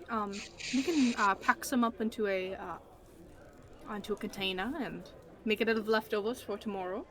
That'd be great. Ah yes, today's food is tomorrow's sandwiches. Exactly. That's why you eat turkeys. Okay. Yes. Had many a turkey. They're delicious. Which room are we going to be staying in? Yeah, 6 let and me, 9. Nice. Oh my. At least you didn't say 6, 7, guys. No. I no, could have. No. But on No. account of the fact that I have standards, I did not. 6, 7 has been purged in 2025, y'all. We currently are staying in room 6, and I don't know if there's some sort of sick joke that Bob was playing, but 9. Well, at least it wasn't room 7 and 9. Yes. We all know what 7 did to 9. Exactly. I don't. Alright, 6, 8, 7. What? Wait. Okay. I'm just Joke here gonna is that- assert joke here some is that- executive direction here. Tuki, The joke is that Ludviek cannot make jokes. All right. That's half of it. Very good. Tuki, here's paper. And she's gonna reach down into her little like nappy knapsack. Knapsack, okay. I'm gonna pull out 2 pieces of paper. I'm gonna give her a little ounce of ink and gonna give her quill. if you don't want this ruined, I can manage. Oh no, don't need you bolting on me. Don't need. What? I must have. Just Did I miss go, you? just don't. Hey, just go. Here. I'm just You'll going to just, say like- that I've always got quills on hand. But alright. Just kind of like push it into her hands and like usher her up the stairs. It's like, look, Don't I worry can just about reach it. down to my butt and draw a sword that works as a pen. It's fine. Don't worry about it. Just go.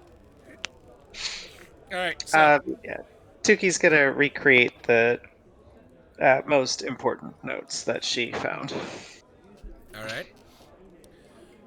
So you pretty much summarized that apparently things at the fort have gotten a little hectic since the escape. Terlock is pissed. And the man we killed at the lake is Lieutenant Catherick. And is now very fucking dead. And also important to note that, Kraven intelligence, high intelligence score, you did well with your investigation check. I'll give this one to you just fine. Should have mentioned it earlier, but, just to reiterate and draw some attention to it, there does appear to be a degree of, dissatisfaction from Terlock with the whole job itself, because, he mentions that, the pay that they're getting from their employer isn't really cutting it anymore if this kind of shit's gonna start happening. So, high combination of unhappy with pay, they're being spread too thin because they're being sent after the escapees to capture or kill, and we just made that even harder for them. Did Tuki let us know this, or is it? Oh, She's writing Yeah, it down. this is me saying I duplicated the notes and kind of summarized the ones that I didn't copy. If they're unsatisfied with their current job, that may be an avenue to get them to abandon the whole thing altogether. Perhaps if there was a reason we could give them that it would not be worth taking this job anymore and just abandoning it. What would we have to offer? We pull our money together, what do we have? 200 gold at best? True. I was thinking more... Well... No, we can't exactly go through it and completely... bribing them ourselves. But if they were to be told by another that they're pulling out...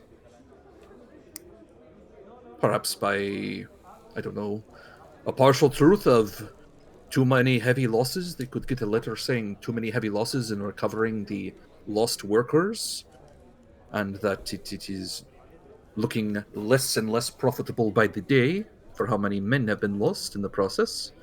This is the truth. And if they suffered such a loss, it might get them to reconsider even working at the mines at all. They would still need something to make it up. They would still need a job to want to take instead. Also, I would say if they don't do it, somebody else might. It's not the only questionable merc organization.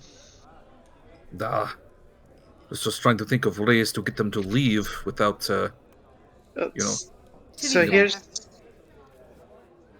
I'd much rather deal with one and understand the jade halberds more than having a unknown variable be added into this equation.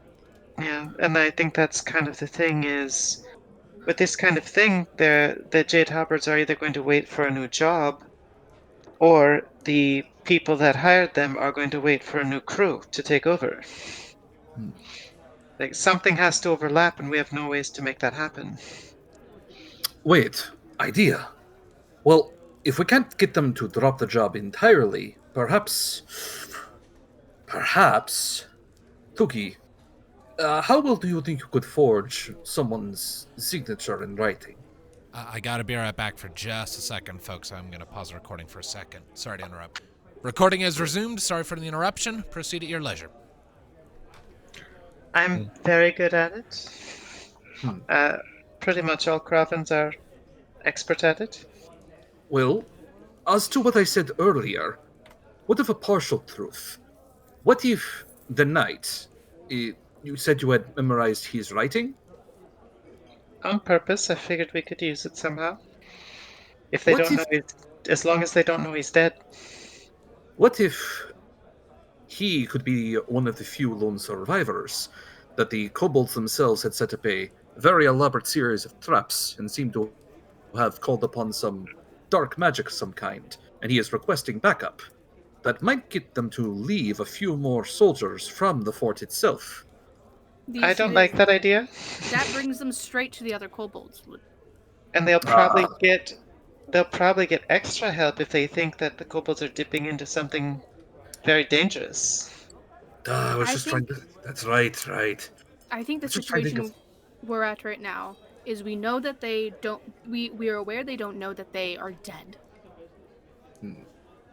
They So- don't expect them to be coming back anytime soon. I mean, at the very best, I could probably forge a note with Kethric's writing. Say that he's got a better job. He's going to take it now so that they don't lose the opportunity. Pull the rest of the crew as soon as possible. We can make up the job. We don't have to actually have one of them. You can also send them on a wild goose chase inside the forest of 1,000 roofers. That's a possibility. Or in any other direction, really.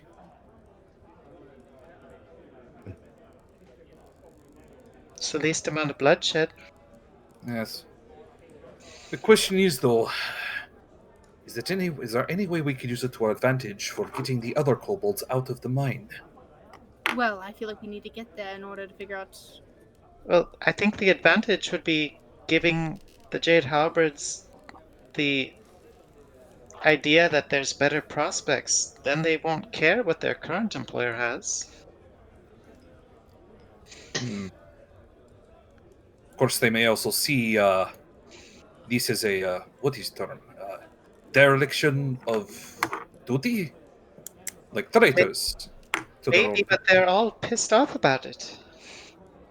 Ah, They all hate it. They all want to go somewhere else. They're all thinking they're not making enough money.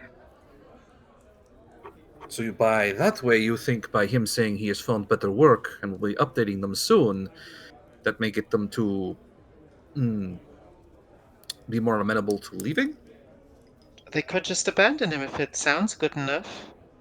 Yes. But I don't think they will abandon on something with so little details.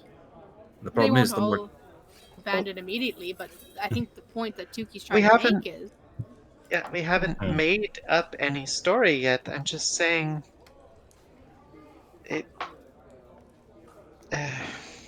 Like, we're getting too deep into that part and not just.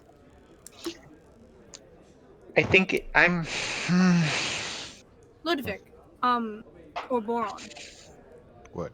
Imagine this, right? You all are working for someone that you feel like you're getting paid a lot less than what it's worth. You now have to track some regball out into the God knows where, and you're getting not much pay from it. And your lieutenant sends you a letter saying, "Hey, I might have found better work elsewhere." While you are working at said fort, you might not be as like, "Oh well, this is my only source of income." My lieutenant is going to go off and see what this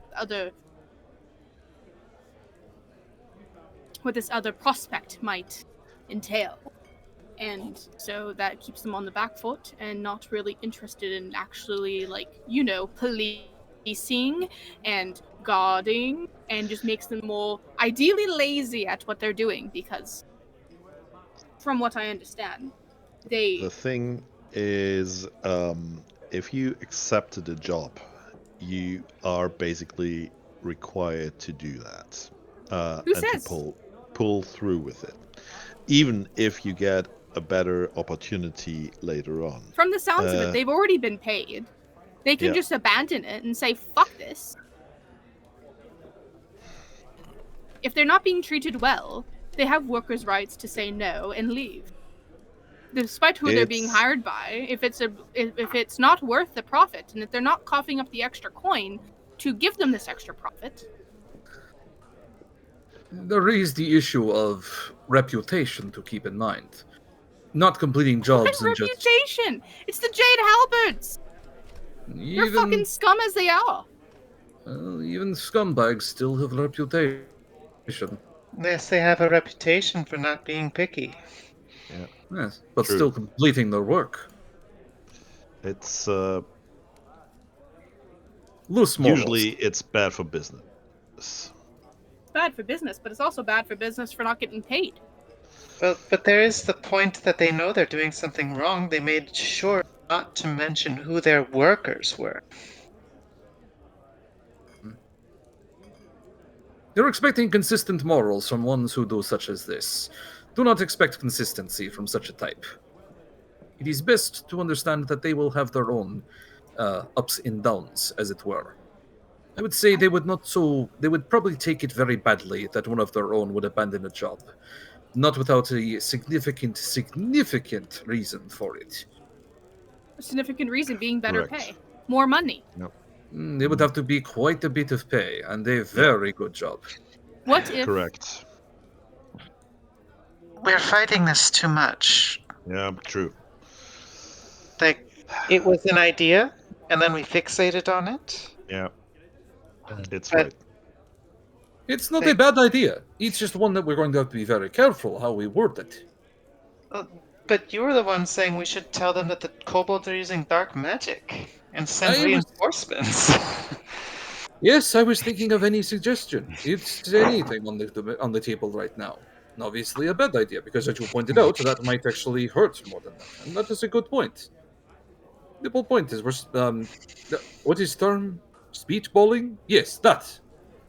Okay, well, how about this?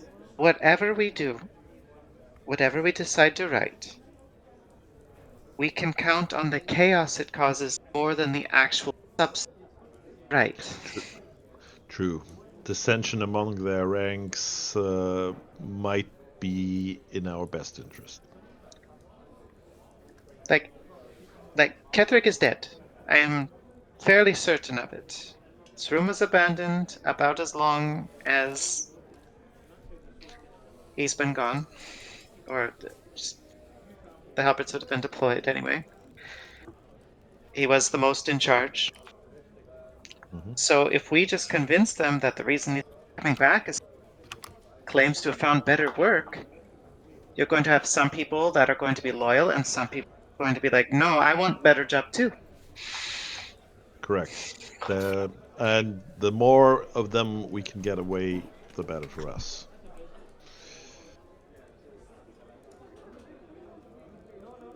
Delightfully devilish.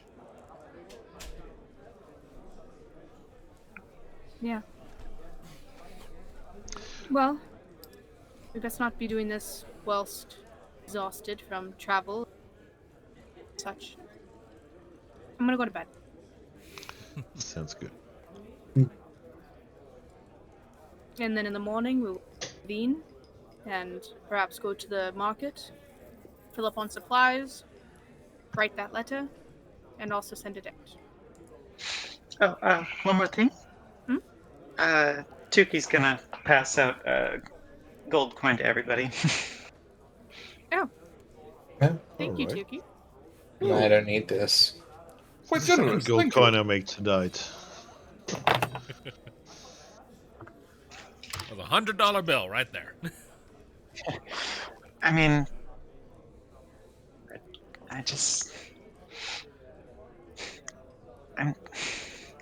I know what I'm capable of, but I'm not selfish. And I do still want to share with you all. No, absolutely. It's a nice thing. Thank you. Most appreciated, Tuki. Yes. Well, whatever we do send, it's best we try and think of it in a fresh face in the morning. I think so too. But yes, I think we can cause some issues for them to deal onto each other with it if we're careful. If we can have them self-bicker within each other, rather than point it towards anyone else, probably best. Good idea. All right, well, good night. Minnove is gonna take the bed that's in the room that they're in and just like flop right. Ken's gonna cast Prestidigitation and gonna turn off the light. more of a thaumaturgy thing, but all right, that's fine. Magic.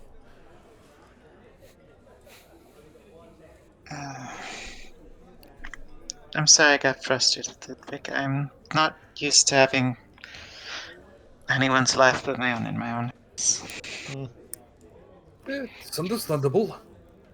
As I always said back there, I was just trying to be sure that we made the most opportune moment of our moment. Yeah, no, this is the wrong term. The most opportune action of our moment. Yes, that. I understand. This is just new to me. I've never looked out for anybody but myself. I don't know how you do it. To be honest, Tuki, even I struggle sometimes with knowing what is the right thing to do. It is very difficult in a world as tumultuous and chaotic as the one we live in. It is very hard when so many would go quickly to the sword. Even myself, I find myself going to my hammer more than words. But if we give ourselves time to breathe and think, we can always make the right decision in the end. And you have done much of that. You say you have had a hard time looking out for others, but I have watched you for these past month alone. You always seem to look out for Minnove, and she does for you too. You care for each other. And I know Boron may not show it much, but he does the same as well, in his own gruff way. Oh, really? Oh. Oh, well. I mean, you're my friends, and that's something I haven't been able to say before. Well, and it's, I don't know, it's stressful knowing that other people are counting on you and wanting to do it right, that's all. but no, for every time you are stressed about counting for us, we know we can count on you. Because you are very capable, and are very smart, clever, and very, very tenacious. Tenacious? That word, yes! Tenacity. Sounds like a word I've heard before. When you are being lewd and don't know when to give up. It reminds me of like the name of like I think like a city in a fantasy game somewhere, but I can't remember where. Anyways, go on.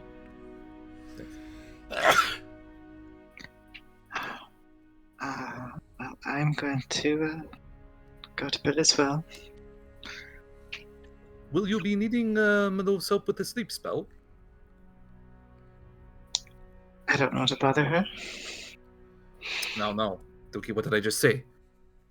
We can count on you, and you can count on us. A part of why I'm stressed is because I'm worried about her. Like, this isn't just a job, this is her people and her mother. I can only imagine whatever I'm feeling is 10 times over, 20 times? I don't know. It is the most she says she's heard about her mother in quite a long time. That kind of anticipation and, well, knowledge can be a bit of a double-edged sword. But that is why she can lean on us. And I'll be sure to be there to support both of you. Her to find her mother, and you to succeed. And I'll also be there to make sure Kari doesn't get hit by any more arrows. As long as he stays behind my shield, he will be fine.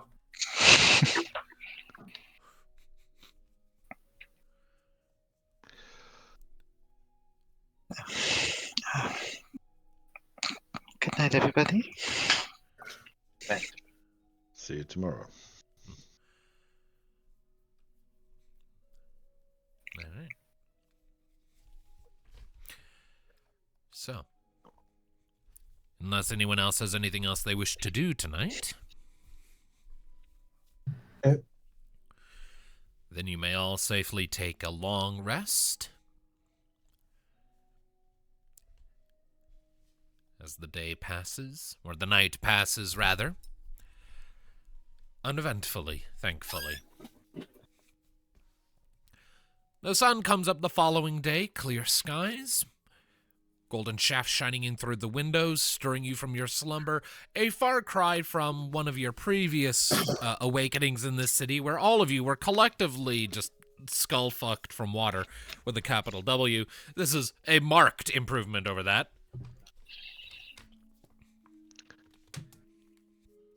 Easy. Indeed. But the day is yours. So you may go about your business as you see fit. Minnove's gonna wake up early in the morning, start reading. Okay.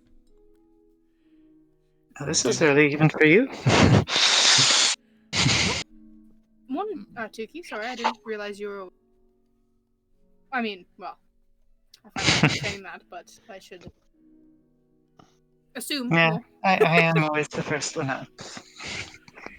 Except for that one time. Actually, except for 2 times. Have to remind me on those. Sorry, I'm just, got, a recommendation from Bob about a courier.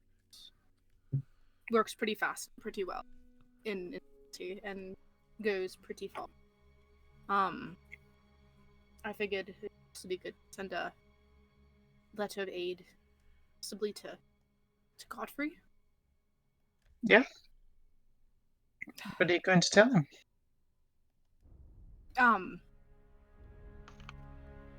See, that's where I'm blanking. Do you want some help? If you would kind, I would appreciate it. Sure.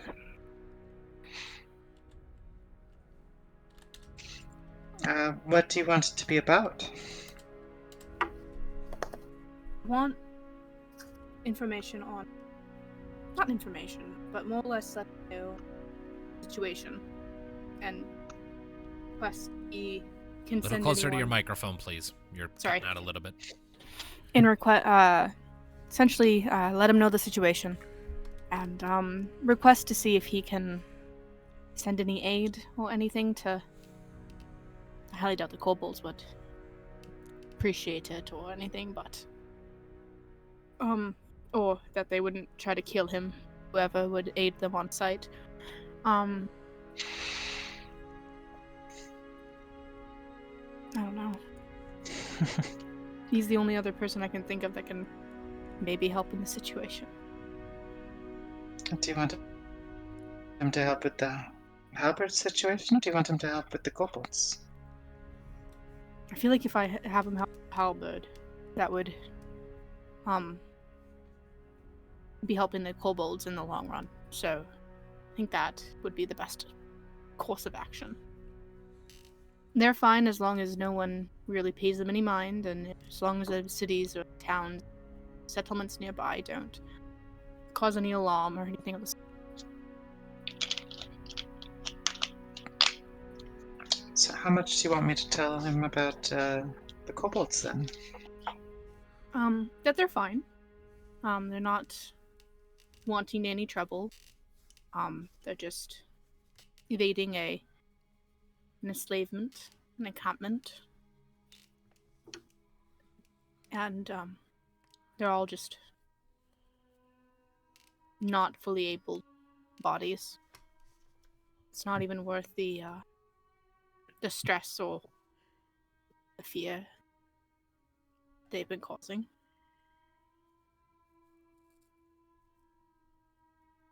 They prefer just to be left alone, and they'll do their thing, and from the sounds of it, they won't come near any settlements or any civilization of any sort.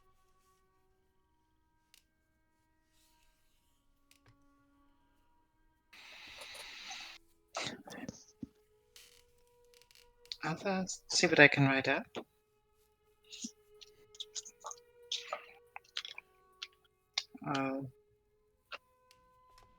How are you doing? Better. Being an Anterine oddly is comforting in some strange word to say.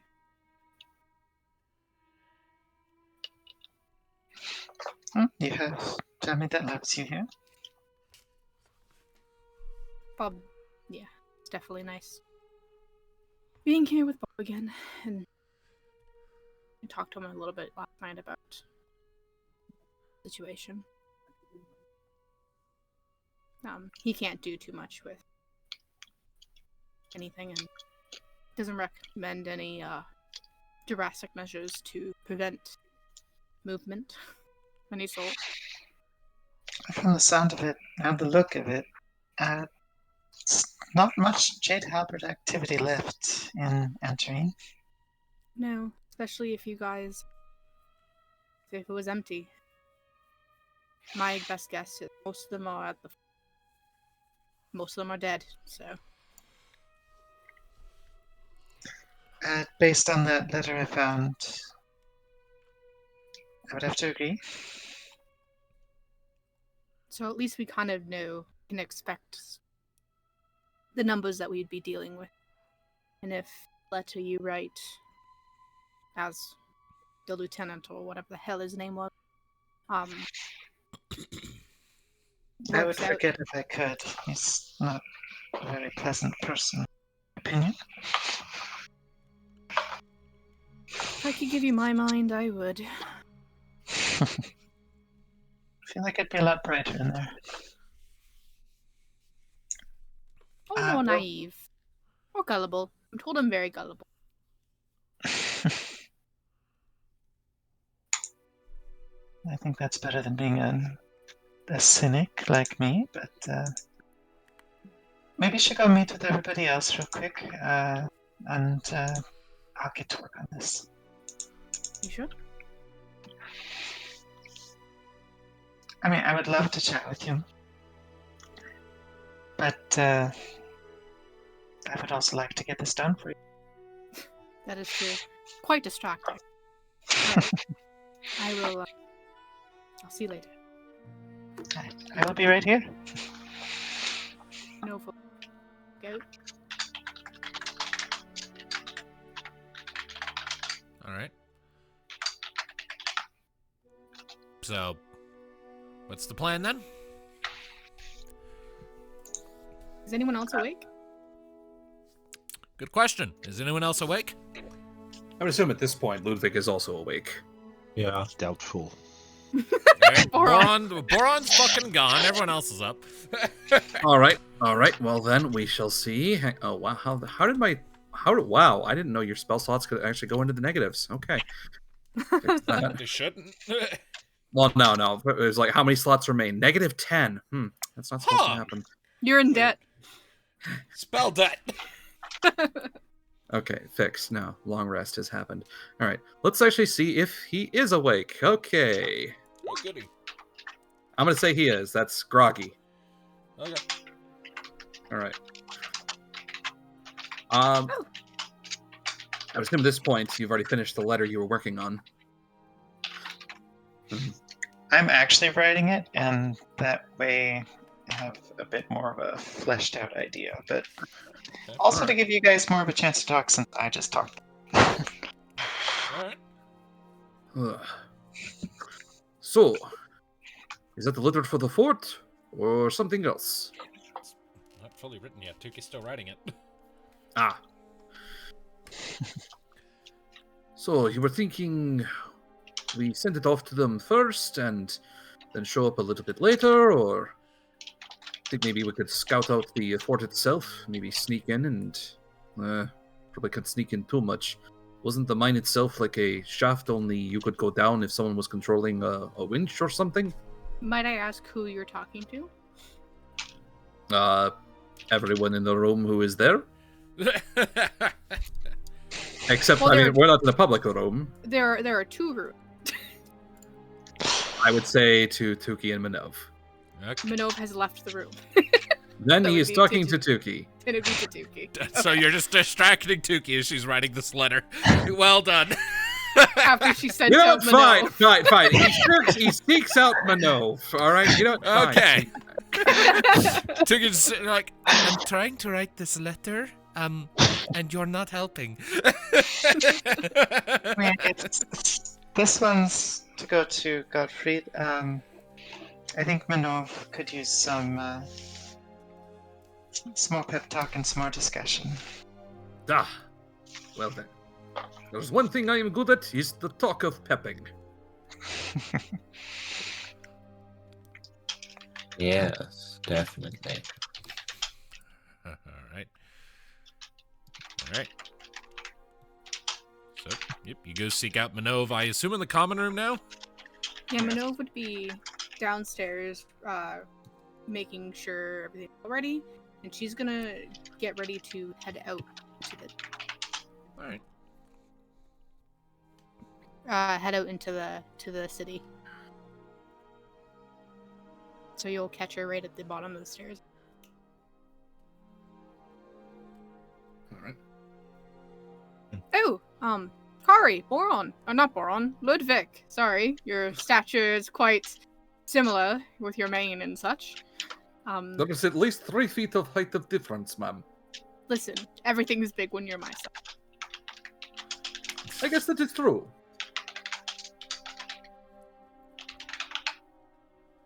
Do you want to join me in the city?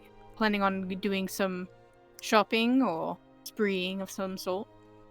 Getting supplies ready, and we're gonna go and seek out this fort. We better be prepared. I can't think of any more supplies I might need, but if there is shopping you need to do, I will help you carry. Kari? Would you like to join us? Yes. Perfect. All right, come on, boys, let's go. Do you think Boron will be all right? She says that she like walks out. He can't get into too much trouble. He could break the floor with his snoring times.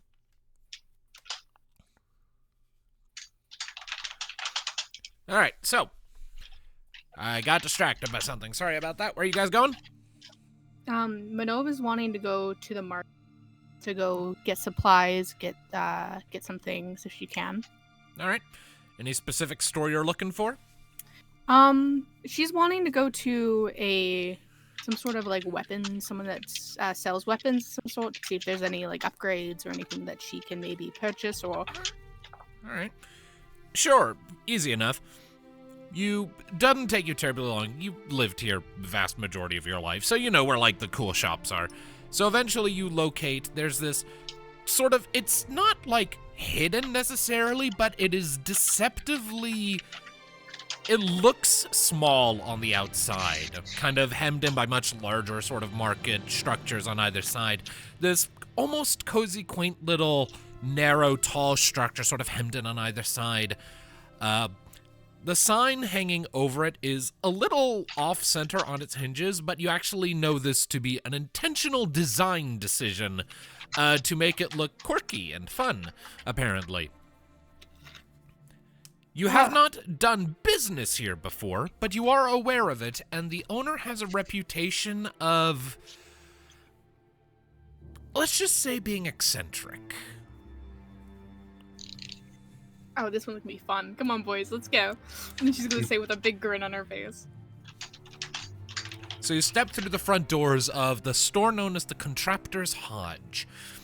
And the first thing that strikes you is this place is not organized in the conventional sense. There are sort of like in the middle of this sort of stretch, you see what appears to be just a display case almost.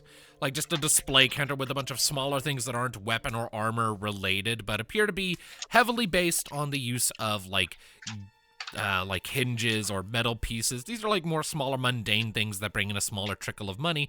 But sort of further back behind the counter of this narrow space, you do see various types of weapons on display, sort of secured up on the walls.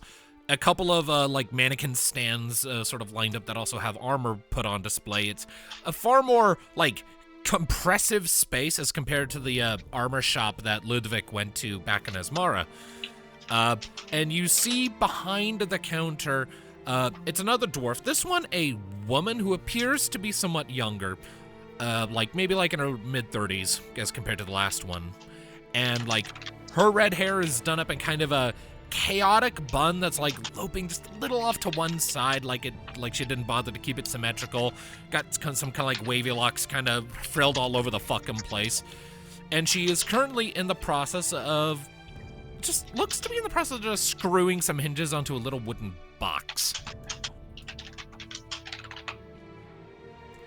She looks up at you as you enter. Tilts her head. Hello. Hello? Can I help you? Yes, I am part of a group of adventurers and explorers of sort. We tend to go around the forest of 1,000 rivers and scavenge any sort of things that might be out there. I can't give it too many details, or else I have employers. I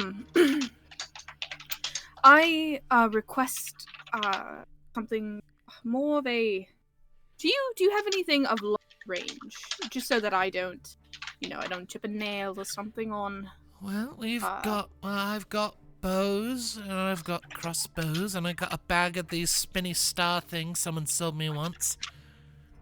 Oh, crossbow. I can never really draw back with a bow with ease, and she'll kind of show her claws. It tends to fray the string quite often. Well, yeah, that's why you use the lever. Well, that's why I'm interested in your crossbow. A regular bow doesn't work too much for me. Do you have any that are, my size, compact? What, you mean like a hand crossbow? Yes, a hand crossbow. She kind of looks you up and down for a second, and you see her eyes with these deep set bags under them to indicate a lot of sleepless nights and a lot of tiredness sort of slowly narrow her eyes at you. Now, I've made sure to bring my my friends, both very good weapons experts. I'm not quite the one in the sense of knowing knowledge on, I don't want to get scammed too much, and I don't saying that you would scam me or anything like that. Who are you going to shoot? Who am I going to shoot? Yeah. So you're going to shoot someone? You want a crossbow? River drakes that come near me. I had a tussle with one at one point, and they do not have that take you in water. If you ever go into the forest of 1,000 rivers, do not get taken to the water by a river drake. They are terrifying. Agreed. I had to help get her out of there at that time. It was a very close call. So see, she's staying away. She's visibly chewing on something. So and staying away and you from don't know them, what. She's just kind of chewing. So staying away from them as far as I can is probably the safest option for me. I can't really do much, unfortunately. I'm just good. I just use a rapier, really, honestly. They've carried me quite a ways. Hand crossbows are rather elaborate bits of weaponry. A lot of moving parts. Pretty spendy. Well, that's why I brought the two experts with me. To make sure that it's top notch. And she's gonna very subtly cast message. Best she can is gonna cast message without showing anything that she is casting. And she's gonna talk to Kari.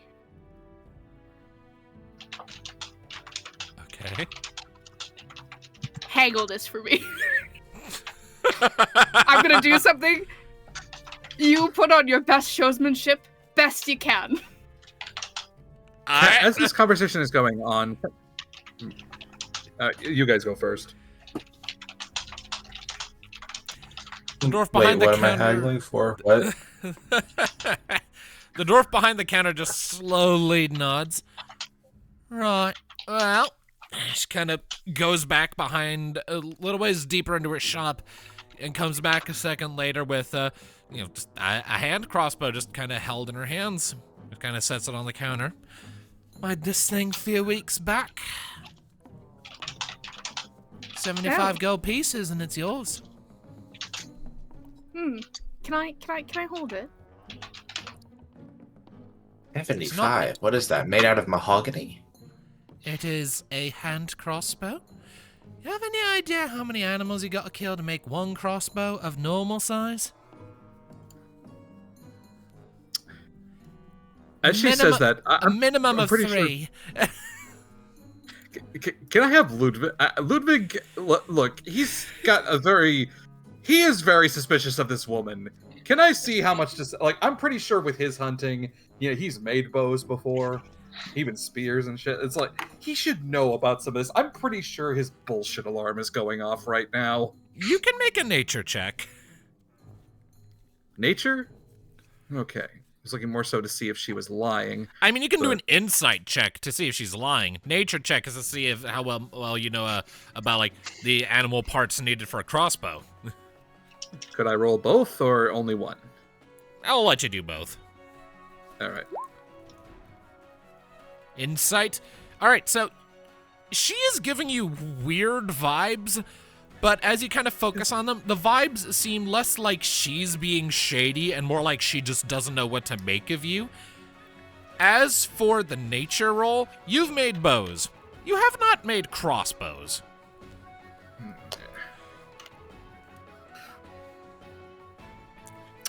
So she just kind of says, look, you want to make a fine crossbow with, like, actually quality work. It takes a long time. Surprisingly, good few months to make the damn things. Half of that time is spent just letting the fucking thing dry. Can I take a look at it if possible? Just to make sure that it, like, fits perfectly, like, well in my hand. I wouldn't want to spend 75 gold on something. Sure. No, doesn't It's seem not right. loaded, so you can't shoot me with it. And she sort of I hands don't it put down that toward on. you. And she'll take it. And I'm gonna very subtly cast Minor Illusion on this crossbow. Okay. What are you doing? Okay. What are you doing? I'm gonna make it, like, as soon as I grab it, I'm gonna make like a minor illusion of it, like, look a little bit damaged and, like, the string a little bit fraying, like, essentially making it not look 75 gold. Huh. Alright. Make for me, you're a bard, so your spellcasting modifier is your charisma, right? Yes, sir. Okay. Same with my sorcery. Okay. Make for me, just a charisma check, then. A deception, I guess. Make me a deception check. 21. So you're able to cast this silently. Minimal hand gestures, you just kind of hide it in the wiggling of your fingers as you're eagerly waiting for the crossbow to be deposited into your hands. And you time it carefully so that as it lands in your hands, it kind of, like, as the light kind of hits it from a different angle, it kind of looks like a little more ratty, maybe a little less finely made. I'm going to have this woman roll a perception check.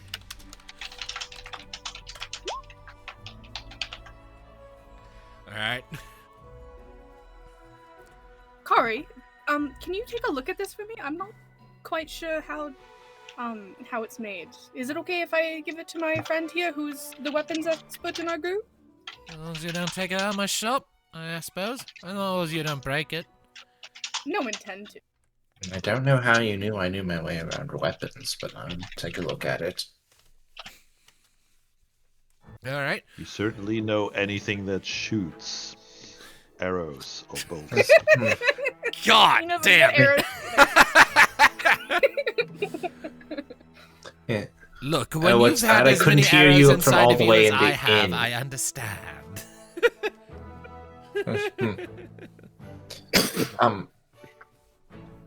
So Kari's just going to take it and he's going to look at it and not say anything for a moment, and then say, "Madam, I believe your goods are quite overpriced." Beg your pardon, sir? Well, considering the quality of your work here, it's a little outrageous. 75 gold.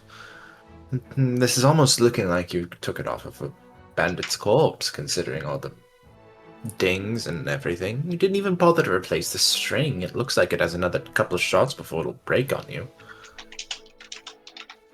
Aye. Just reaches out, like, snatches it out of your talons and looks it over. What? I polished this fucking thing last night.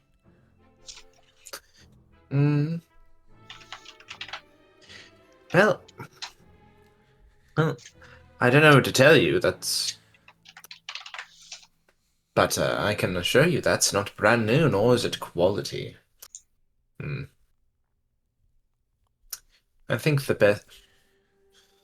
I'm gonna subtly cast guidance on Kari. Okay. Why? Just in case. Okay. Tell you what. It looks like it can still be a little useful after we replace a couple of the parts on here. I think, we're asking for 75. I think we could do like half of that. Woman is, like, fully not paying attention to you at the moment, Kari. She's just scrutinizing this crossbow. Because she is being presented with, like, she was holding this thing 5 seconds ago, and suddenly it looks different. Oh, also, is Minor Illusion a concentration spell? No, it's not. Distressing. At least I don't believe it is. Double check, please. We double check it. It doesn't. Because if it is concentration, you're gonna have to renege on that guidance. Yeah. So let me look it up here. Minor ID.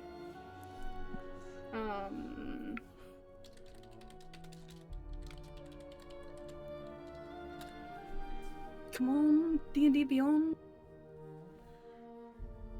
You know what? I'm gonna roll perception real quick as Kari. No, it's not concentration. It's just 1 minute duration. Yeah. All right. Okay. And Minnove's 21 set the DC to realize what the thing here is, so. So the woman just looks at her for a bit longer. Huh. That's fucking weird. I mean, I'd be happy to take it, but I'd have to, like, just take it off your hands. But I'd have to get the replacements and such for it.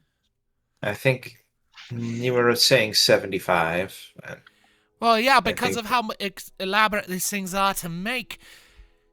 A lot of moving parts, like, normal crossbows, still big pain to make if you want to make them good. Even making them mass-produced for the army is a big pain. Making a little one, compressing all the parts down to a small size, you gotta get really specialized tools for that. It's why they're so expensive. I don't know what the hell went wrong with this one. Didn't spare any expense making it. I'd be more than happy to take it off your hand, but yeah, I don't think I'd want to spend more than what it's worth, actually. Well, it's still small. You can still shoot from a distance. Make a persuasion check for me, Minnove.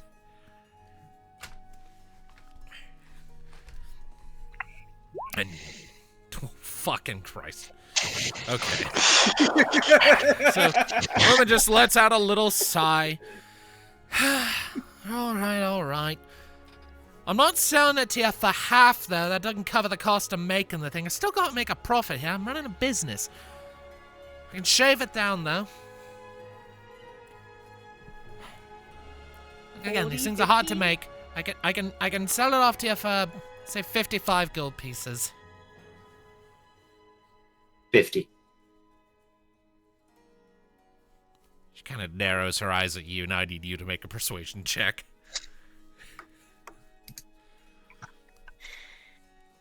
Okay. Oh. You have the guidance. Oh yeah, what is it even? D4. Oh, I don't think it's gonna do anything for this.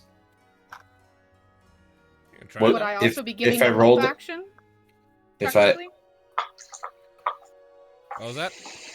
Would I also be giving the help action technically? I'm gonna say With no my on minor this. You've made separate rolls instead of giving someone advantage. So what's going on here? I guess my question is it even worth doing the guidance roll? I mean, It's up to you. can I give you a bardic? Well, no, I'm just asking because, like, even if I do a max roll, is a 14 even good enough? Like, I'd just like to You know know what? that. A higher number is a better result. Am I okay to give him a Yeah. bardic whilst? Bardic I mean, inspiration kind of requires like doing something to actually instill that arcane inspiration into someone, you know, whether even if it's just a simple phrase of like, hey, you can do it, you got this, I believe in you. There's like, you gotta do a little bit of something to make it happen. You don't quite have the time here, so I'm gonna say no. 14 does help. So she kind of narrows her eyes at you, Kari. 53, not going lower than that. All right, I'll take 53, and Minnove will, take out the appropriate coin from her purse All right. and hand it over to her. All right. And we'll take the coin, deposit the crossbow into your hands. All right. Whoever the fuck sold me the wood and the metal I used to make that thing, I am going to split his ass open so wide. Thank you for doing business. Aye, go shoot a river drake or something. She's gonna take it. She's gonna try and run away with, not run away with it, but like put it away before like the spell, minor illusion, expires. You've had to re-up that a good couple of times so far, because this conversation has decidedly taken longer than 60 seconds, and that spell only lasts 1 minute, so you've had to recast it a few times. Yeah. Do not forget, Minnove, you will be needing bolts to go with it. Oh yeah. Right. I assume ammunition, it's fine. Oh, okay, all right. Minnove is like, oh yeah. I don't need it. It's fine. I'll find it somewhere. I'll make it. It's fine. Just gonna use Ludviek. twigs. Just gonna get splinters in the enemy's eyes. Sticks to snakes. Oh no, that's terrible. Shooting a stick out of a hand crossbow into a snake. Just throw 2d4 sticks and it becomes 2d4 snakes. This is a terrifying combo you're coming up with here. That is an old D&D spell is what that is.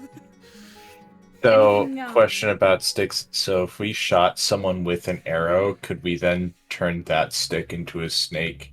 I don't know. after it's hit Does an them? arrow qualify as a stick? An arrow is 90% stick. My question is, what happens if you cast stick to snake on an ent? Does it become a dragon? Okay, Or a that worm? is, those aren't, okay, so an ent is a creature, not an object, and it's not sticks, it is a tree. There is a distinction. It's a very big stick. No, it is a tree. Actually, I hate to be the Also, bearer of bad sticks to news. snakes is not a spell in this setting, so it doesn't matter. They're also not trees. They're actually kind of weird if you read the descriptions. Ents are qualified as creatures. Sticks are qualified as objects. Also, I don't think sticks to snakes is even a spell in 5th edition. That's fine. It That's is. fine. Anyways, I guarantee you if it was, I would have cast it at some point. That sounds like a great time. All right, so you have as you step out of that building whose shop name I've already forgotten, the Contraptor's Hodge. That was it. As you step out, you look down at your crossbow and you just kind of grin as you let the illusion drop, and the magnificence of its actual construction, very well made bit of equipment, becomes clear to you.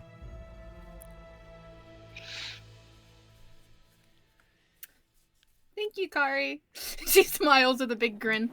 He's gonna smack her in the back of the head. Ow!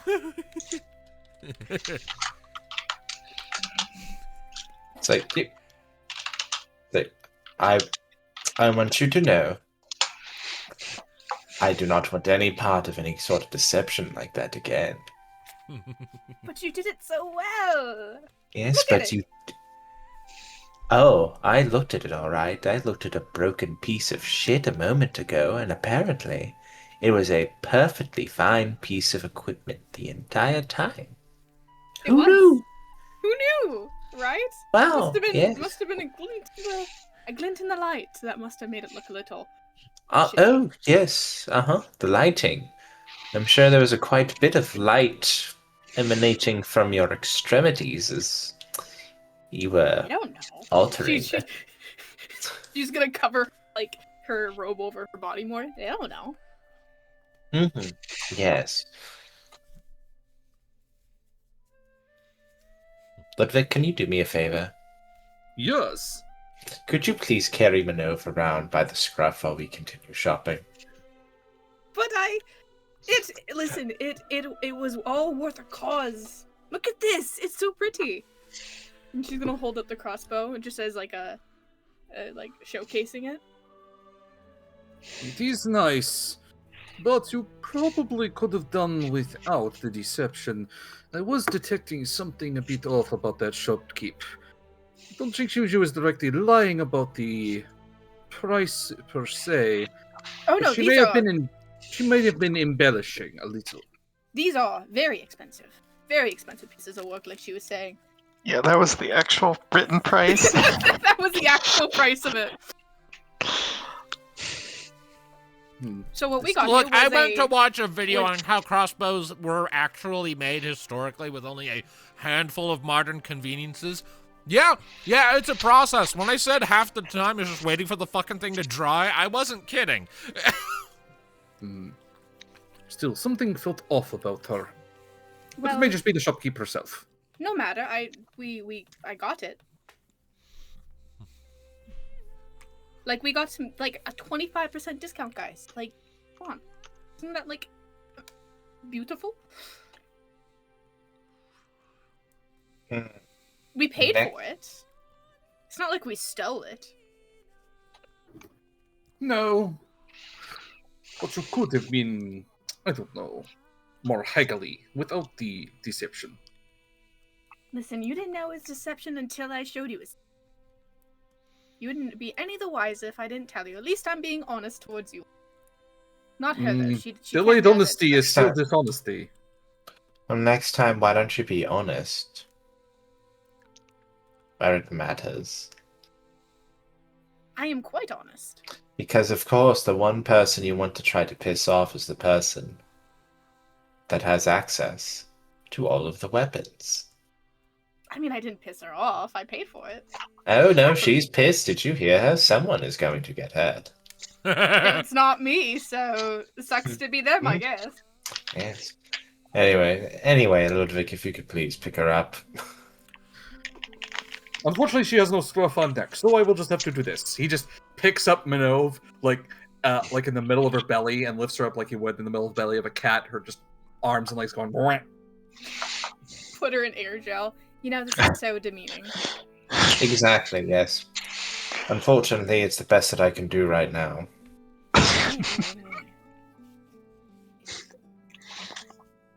Listen, it's all worth it. Shake her a little bit. Hey, you can relax. Not. Oh my. Mommy, look at Pinata! Fuck you, Kari. Fuck you. Thank you, Kari, but also fuck you. I believe you're directing your anger at the wrong individual. Ludviek didn't have to do it. Can I just say how much fun it is to just let you guys improvise theater for me? Oh, yes, of course. I forgot. This is all for the entertainment of God. And I am very We're all little entertained. pawns. Admittedly, this was not the best way I was thinking of teaching you a lesson on honesty. But if it does beat some sense into you, perhaps. See, this is my punishment. Fucking a lecture from Ludviek here. No, that's for later when we're not in earshot of half of the market who's hearing us talk about deceiving and stealing. We did not steal. It was quite legal. A little bit of lying never hurt. It's called fraud, and it's one of the oldest crimes you can commit. And we did it without a hitch.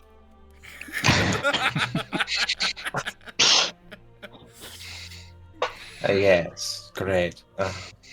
Oh my, you know what? We make a pretty good team, Kari. Honestly, if we put our minds together, we could do so much. I need a drink. It's like, not even past midday. It's not even noon. It's not even lunchtime. People are still having breakfast. And Minnove drives Kari to drink. Confound this kobold. She drives me to drink. I mean, do you know what time period we're in? I don't trust the water. I'll take the alcohol. I don't trust the water. I'll take the water, though.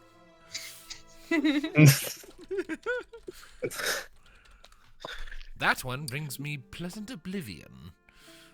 Hello, darkness, my old friend.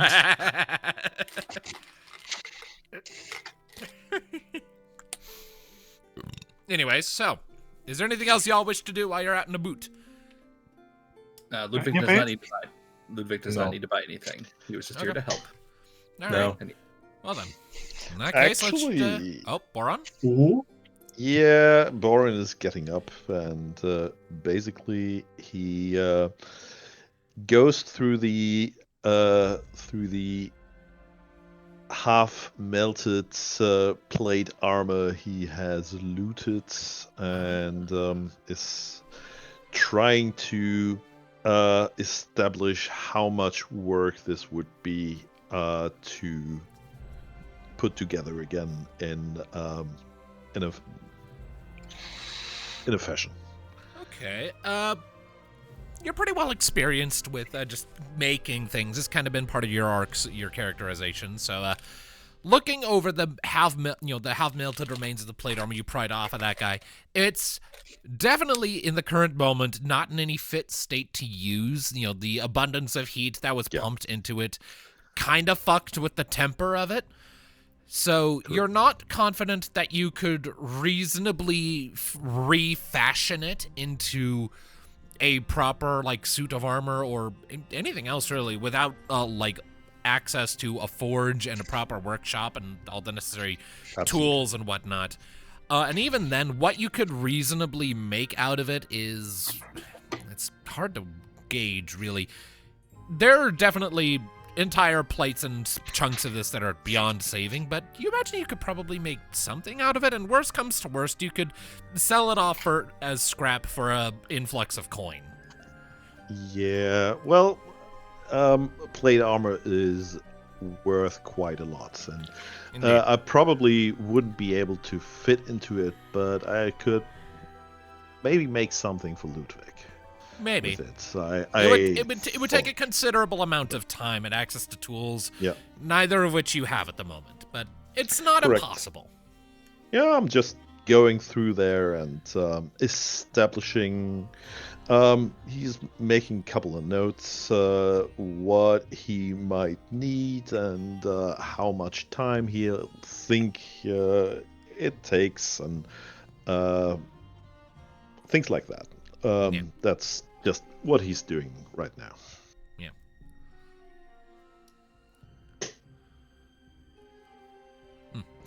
All right. Well then.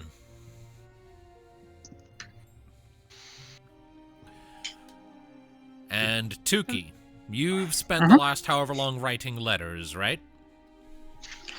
Yeah. Probably ended up spending more time thinking about what to write than what she actually. That's fine. Thinking over what you're putting onto paper is a big part of working on paper. I have written a book, I know. You know how much time you just spent? You've also published a book. You know how much time you spend just staring at a blank page, fingers laced together over your mouth as you stare wantonly into the white, thinking, how do I fill you? Yep. I feel like I have just spoken to the soul of so many people. Why are you all laughing? Spoke to a bunch of 6-year-olds. 12-year-olds, I guess. How do I fill you? Oh, are you catching a sexual joke in that? How do I come inside you? Oh, even worse.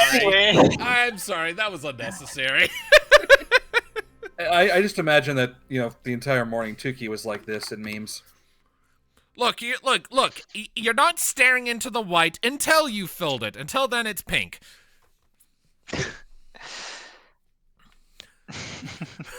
Anyway, what she finally ends up with is, Dear Godfrey, this is Tuki Fletcher writing on behalf of the rest of my group. We have made contact with the kobolds you gave us information on. They claim to be escapees of a mining operation out of Fort Red Iron, mostly consisting of children, elderly, and infirm. They are from all over Auris, taken from their homes and forced to work these mines under threat of death to eggs and loved ones. The main enforcers are the Jade Halberds, of which we intercepted a troop on an assault on this group of kobolds. Minnove's mother is among those that could not escape from the mines and is still in Fort Red Iron. Is there a way you might be able to intervene? We are requesting any assistance you can give in getting the Jade Halberds extracted or removed so that we can set a rescue mission into action if you cannot act directly against the mine. Any help that could be provided would be very much appreciated. Sincere regards, Tuki Fletcher. And then the letters that she copied, she's going to attach another copy to those. Alright.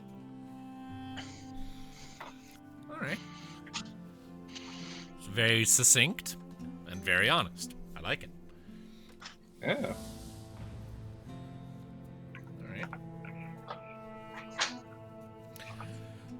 Alright.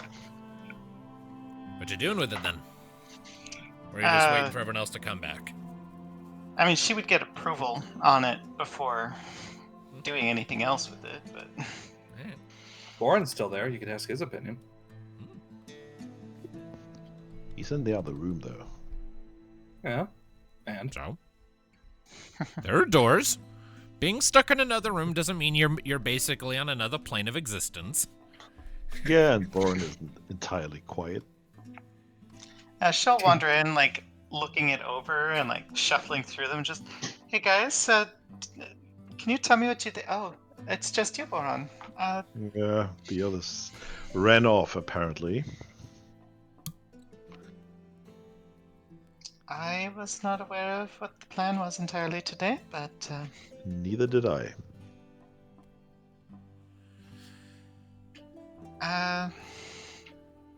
Well, I guess I'll ask you. Do you have any opinions on this? Looks like a letter. I mean, she's gonna... Are you going to read it? Yeah, just,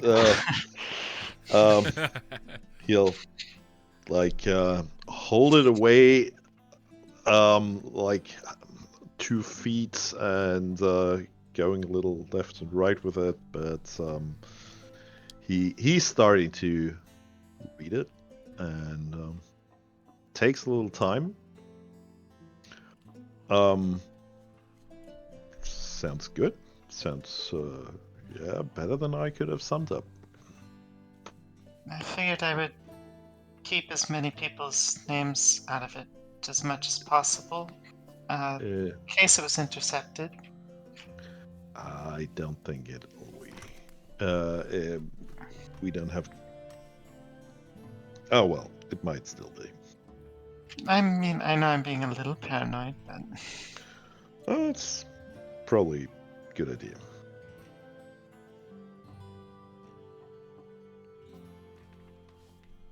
Yeah, I mean, if you think it looks good, I know it's been kind of bothering you, the whole thing, so... Yeah, I was like going through what is left of the armor of that knight guy. I figure if I get a little time or a little more time, I might be able to reforge this.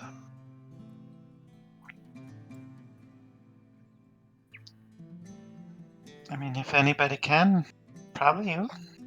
Did a lot of work on the cart. There are better smiths than me, but I make solid stuff. Yeah.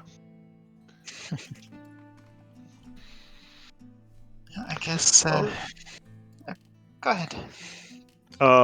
Yeah, probably just gonna leave it here if I can.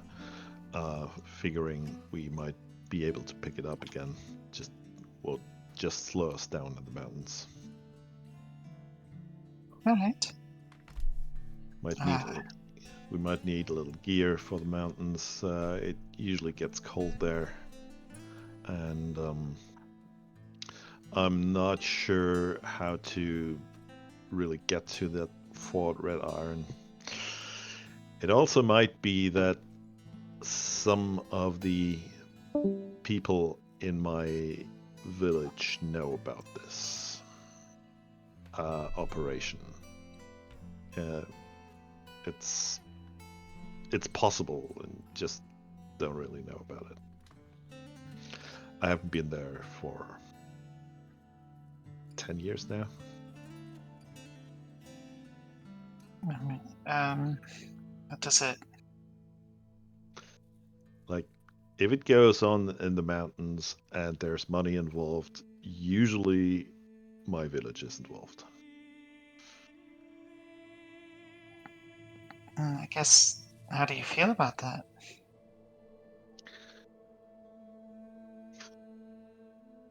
Hard to tell.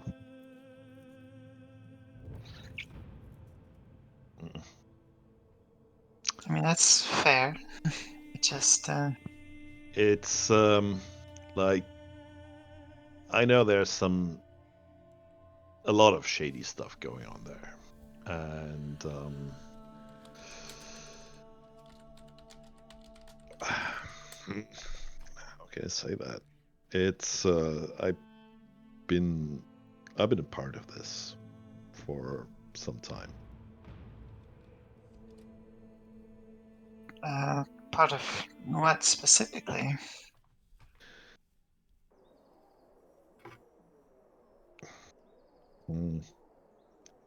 Well, Just a mercenary, or shady dealings, let's say.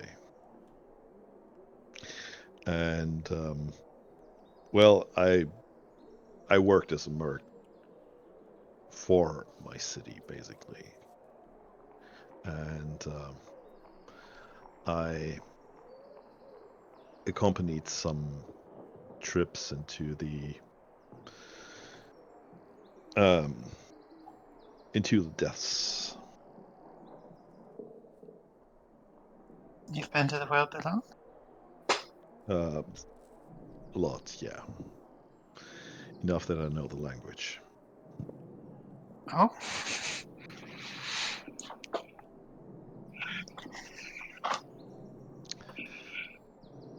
I've only heard stories, and honestly, sound more like nightmares to me. Yeah. They'll try and keep it quiet. So that's why I said some shady dealings. It's they don't really like to pay taxes up there, you know. So I mean, I understand not wanting to pay taxes. I figure that anything that goes on in Fort Red Iron, at least some people in my village would know about it. I mean, does that bother you, though? A little. I know for one that my mother is deeply involved in this. Or used to be. I'm not even sure if she's still alive. Your mother? How would she be involved? Like what we're doing specifically, or just shady It's things? possible. It's. I have no idea really. But she seems like the honest, hardworking person, but well, as I said, all those shady dealings usually go over her table. Just curiosity, not that it matters, but is your mother dwarvish or human? She's a dwarf. My father was human. Honestly, I kind of expected that to be the other way around for some reason. But I don't know. Well, we.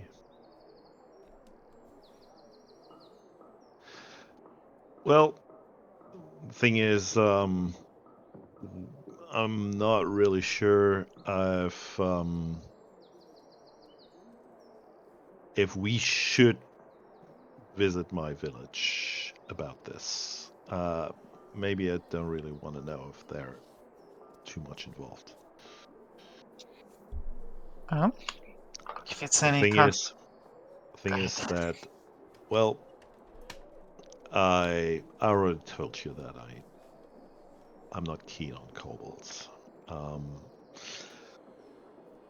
aware. And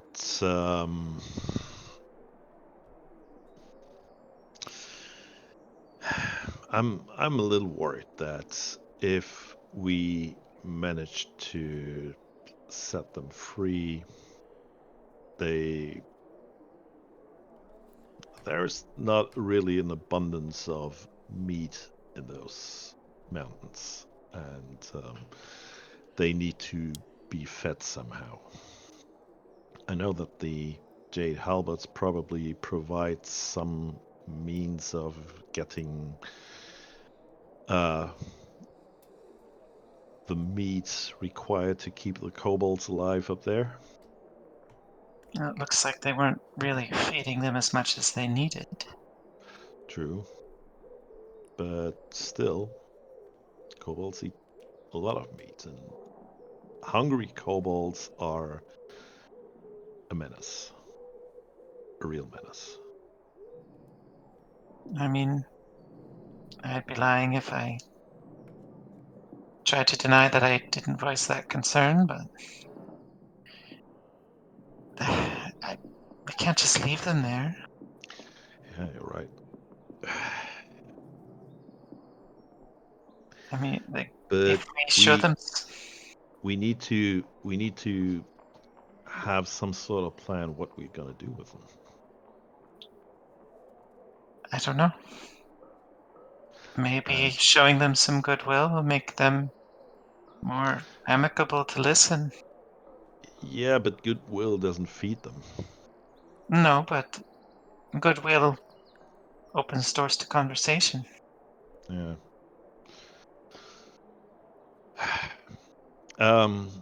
Just that's my real concern here. Yeah, I mean, they are full of a lot of hate.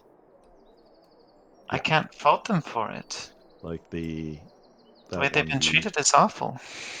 Like that one we met. Like he's a loose gun basically, or a loose crossbow.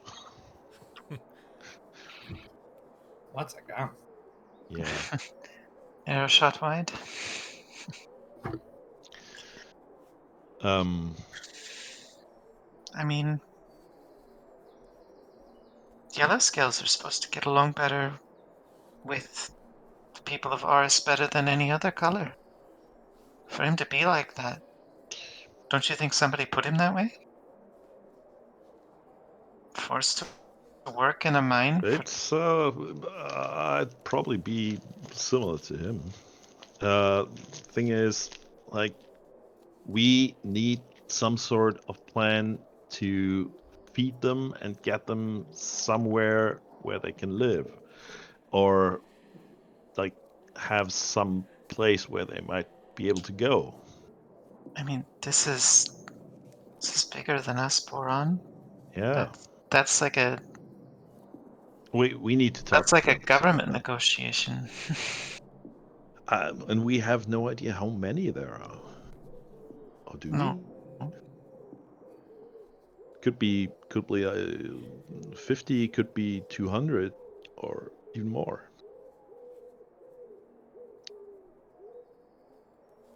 We won't be able to, like, hunt and provide for those.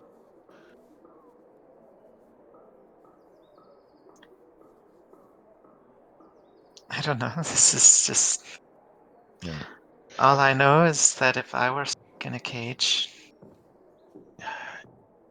Yeah, I know. You'd probably go absolutely raving mad. And I know that it's different because of who I am, but... I can't Let's really talk. see beyond just getting them out Yeah, first. but we need to look beyond. It's That goes- important. I'm not gonna endanger any of the cities by doing what's right, but Oh. it I guess the way it's I look killing at me. it is we gotta take it one step at a time. They don't trust anybody right now. But Yeah. if we help them do this, maybe they will.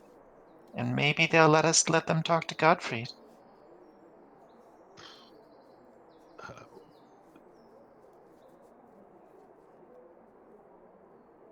There's a lot of things that can't happen until other things have already happened.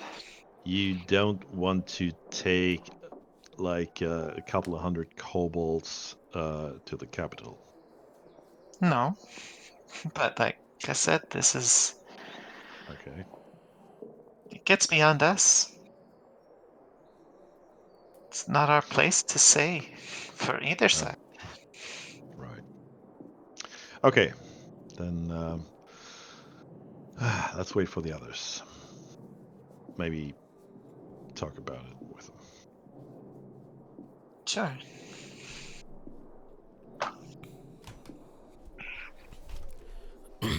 Takes a little while, but the rest of the group will eventually return.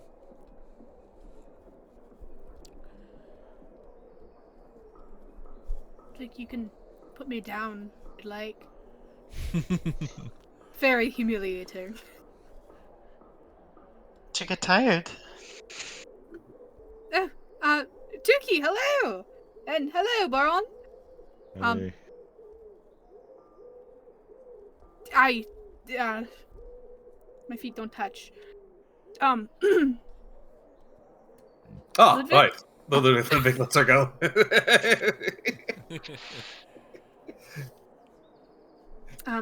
I just imagine her saying that and going dee dee dee dee dee dee dee dee. Jeebus. She's kicking her feetsies in the air. So we went to the market. Didn't really find anything too of noteworthy that can, like, no explosives or anything like that can help. But I did end up being able to purchase this, and Minnove will hold out a hand crossbow and hand it to Tuki. It's a very nice piece. It's I heard you. hand crossbow. Yeah, Yay. I overheard you talking about it one night, and thought now's a good time as any to get you well and all. This is for me. Yeah. You didn't have to do that. These are Well- very expensive. As you can see, I am currently dangling my crimes against humanity, apparently. I'm not sure what that's supposed to imply, but like these are I purchased it. It was on- bought. on average everywhere I've been. The math ends up being about 75 gold for one of these. Oh, got it for a discount. Wow. Yes, Minnove can be very persuasive. Good, good sales trick. Sales ball. I mean, I Why didn't you believe it. Why didn't you get a normal crossbow? It's just like it has more power. It has longer reach. Well, it's kind of unbelievable if I'm like, can I have that big weapon over there on that shelf that's bigger than my head? It's possible to ask. I well. don't. I think my my negotiation tactics wouldn't have been as fruitful if it wasn't my size. I see. The advantage of a hand crossbow is that you can use it with just your hand. Correct? And with Tuki being implied, yes. with Tuki being a fencer, they always expect the sword, but they do not expect the bow. And I am a little light for the recoil on at least on the bigger crossbows. Me too. I mean, I never shot a crossbow or anything, but I'm sure I'd go flying.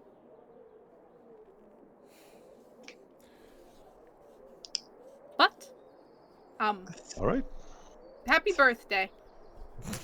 Thank you. I don't know. Isn't it Hatch Day? I don't know. We just use colloquial. All right. Yeah. I mean, since most people that I grew up around were human or dwarf, it's just easier to say birthday.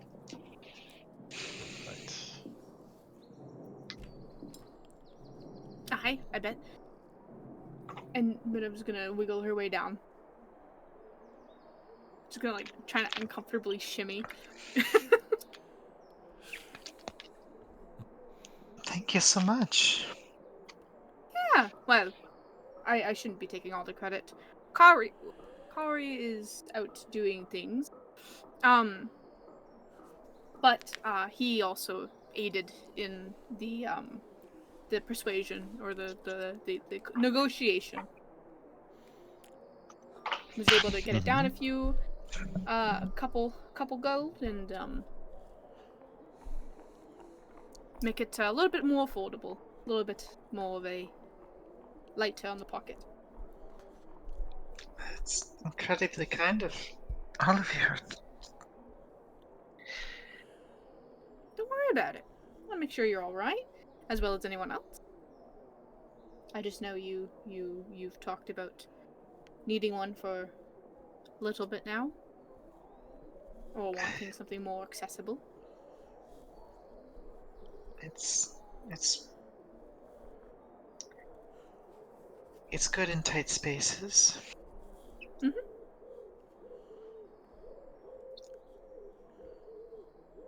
Yeah, Tuki is like just running like the tips of her claws over it, just looks completely in shock and awe.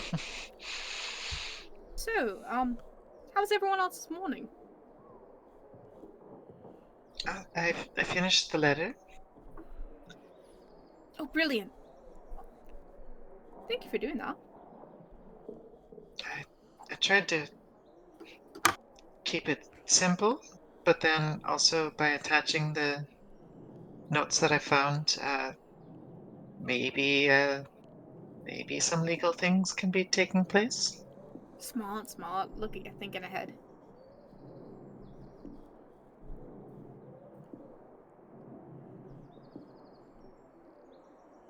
Either or. We can take it down to the courier, and we can send it out. Bob said it was The Corvid Runner. Apparently it doesn't have a shop too far from here. Alright. Yeah, I think we used them once or twice back in the days. Oh, well established. Apparently very very well managed and one of the most effective postal services we have. Sounds good to me.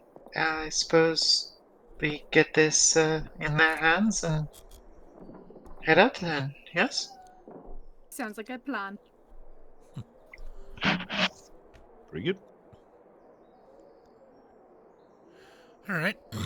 We're going to start winding it down, but we're not quite done yet. I guess let's do the courier office first. Just squirrel that away. So, I'm getting pings from everyone in private chat. Like, everyone's starting to nod off of it. We've been going for like 3 hours, but and we've already lost Kari in silence. But we'll wrap this up real quick, just because like that's not quite of awkward a place to bookend it. So I guess with Minnove spearheading the charge this time, kind of accepting the letter from Tuki, who is still busy ogling her new hand crossbow, you set off from your inn room at the Blue Butterfly, sort of giving a wave to Uncle Bob as you go. And following the directions you were given prior, it doesn't take you terribly long to locate the Corvid Runner, or at least its primary building. It is a 2-story structure that follows much of the same design philosophy as the rest of it, but it seems to be making a point to be kind of flamboyant almost. Like it's in the glistening quarter, so it's on this wide thoroughfare that sort of connects to the eastern highway leading into and out of the city that runs through the whole course of it. A lot of foot traffic coming to and from. It wants to catch the eyes of travelers coming into the city and let them know, hey, we're couriers, we're messengers, we can send messages wherever you want. And to illustrate that, looking at the structure from a distance, the music is hyping me up. Just fucking Skyrim music going, yes, let's talk about the post office and make it epic. I got a letter here for you from Jarl Balgreif. Letter from the Jarl. Moving up in the world, eh? Well, looks like that's it. Got to go.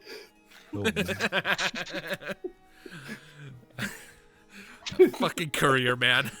Anyways, we're brain rotted. The third is like a Skyrim reference today. It's a 14-year-old video game. And yet it released yet again. Okay, thank you, It Tom. did? Yeah. Probably. Did they seriously do that again recently? Yes. My It's God. an anniversary update. That was Okay, like 10-year that one anniversary. makes sense at least. Yeah, but it broke a lot of mods. Thank you, Todd. Yeah, anyway. It's more Maelstrom. But anyway, so we're not here to talk about video game drama. We're here to talk about D&D drama. So back to my description of this flamboyant as fuck courier service. You see that like the front facade of the building has actually been brightly painted with like the depiction of countryside landscape and an abundance of peacock feathers all over the place. And the sort of wide sign set up over the front door has like this cartoonish depiction of like this long-legged Croven decked out in an abundance of haversacks filled with scrolls and letters and parcels, one of which is just clammed frantically in his beak as he is just legging it across the countryside with the title reading, The Corvid Couriers, in bold letters over his head, kind of arcing over him like the pale ring itself. You think this is the right place? Oh, nice. It sure looks like it. I can't believe I missed this. Miss this building or miss the couriers? Well, I missed a lot of Anterine last time. That is true. We were very much in and out. And my head felt like it was going to crack. Like an egg. Right. In Minnove's jaws. Anyway. That is true. So, Having a hangover does not help trying to memorize city. All right, so stepping forward, you step in through the front doors of the Corvid runners, and you see sort of all along the walls of this front room. It's very well lit by a handful of like hanging lanterns from the ceiling, providing solid illumination as well as just the natural light streaming in through the front windows. Along the walls to either side, you see like this grid of cubby holes. Each one has, like a grid of drawers rather, and each one is labeled and marked with all sorts of little annotations, and there's like dozens of them. You see a handful of people going through some of them, putting things away, taking things out. There is a counter sort of front and center to all of it, and you do see a Crovan sitting behind that counter, who is currently in the process of going over some sheets of parchment. He looks up. On his beak, precariously balanced, is just a pair of glasses. They're not affixed to his face at all. They're just balancing on his beak, wobbling constantly, like they're about to fall off. It's extremely distracting. Are you just describing your little... No, that's Tosi. This is someone else. Look, the depiction of me as the DM is Tosi the scribe, and he works for the Arcanian assemblage in Emira. This is someone else entirely. Not all Crovan look the same, all right? And they don't know each other either. They're not related. Just... Oh, hello? shit. I am the last fucking person to be making that joke. Hello? Anyway, he looks up at you, clicks his beak, and his face kind of, like, his eyes sort of drift past you. I assume the rest of the party is accompanying you, Minnove. I'd assume so. All right, so he sees you, Minnove. He clicks his beak, like, sort of his face lights up a little bit. You haven't necessarily, like, dealt with this man before, but you've seen him in the Blue Butterfly from time to time. And you get the impression he recognizes you just based on the way his cheeks lift in the Crovan equivalent of a smile. And then his eyes sort of lift past you into the two other Crovan in your party, or one other. Kari is somewhere else right now, too. So his eyes do kind of drift from you to Tuki, and like his face lights up even more. Ah! One of the flock! Welcome, welcome! How can I help you?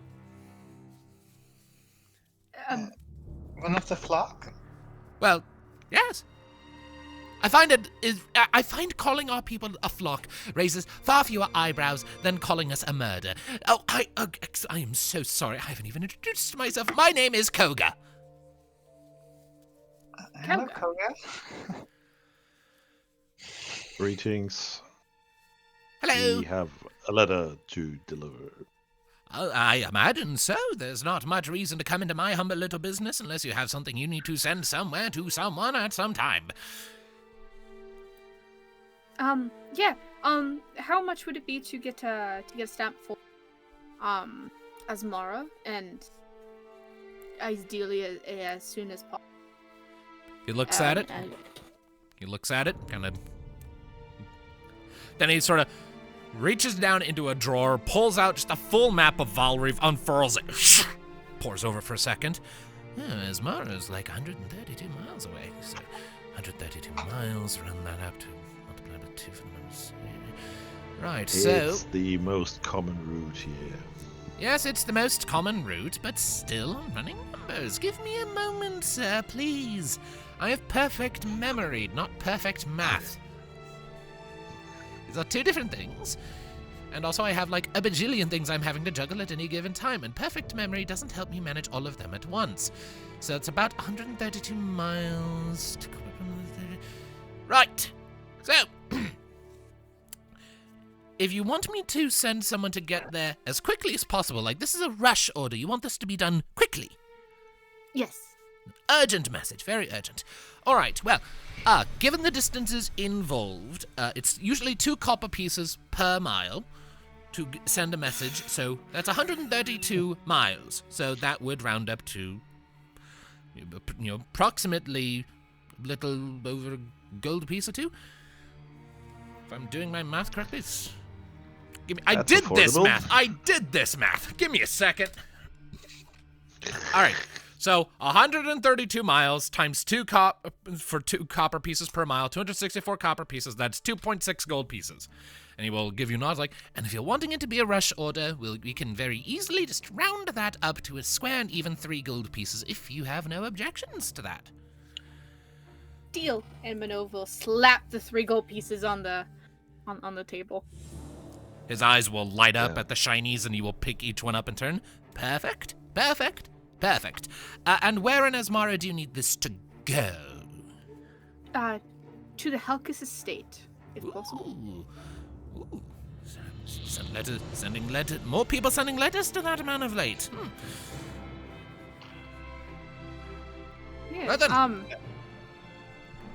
A lot of people? Well, not a lot of people. It's just only like a handful of weeks ago, someone else asked me to send a letter to him too. It's just... I don't usually... My humble little business doesn't usually have much dealings with people of such noteworthy positions in society, so to have 2 different people swing by and ask to send letters and missives with some urgency back to the Helcus estate in relatively rapid succession is just a bit of a head-scratcher, that's all. But far be it from me to pry into the business of my customers. And he sort of, taps it on the table a few times as if to straighten out a stack of parchment. Do you know the name of that person? Colleague of ours. I did not ask, unfortunately. If customers don't volunteer their names, I'm not usually in the habit of asking. I'm in the habit of delivering messages on behalf of people. Fair enough. Just was curious is all. That's fine. Right, well then, unless there's anything else, I'll get this tucked away and it should be out the door at the absolute latest tomorrow morning. Someone will have to grab it, but it's a rush order, so... Extra coinage. Was there anything you want in there, Tuki? Sounds good to me. Well, I will offer my name. I am Tuki Fletcher. Wonderful to meet you, Tuki Fletcher. Wonderful. It's a pleasure to meet you as well, Koga.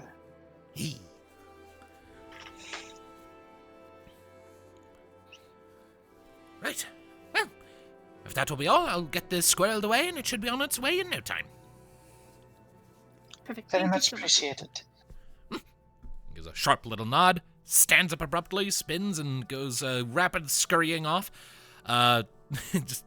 This guy's got surprisingly long tail feathers, I'll add, longer even than yours, Tuki, and they kind of wave behind him as he runs. He's almost like a river in his way because he's just going.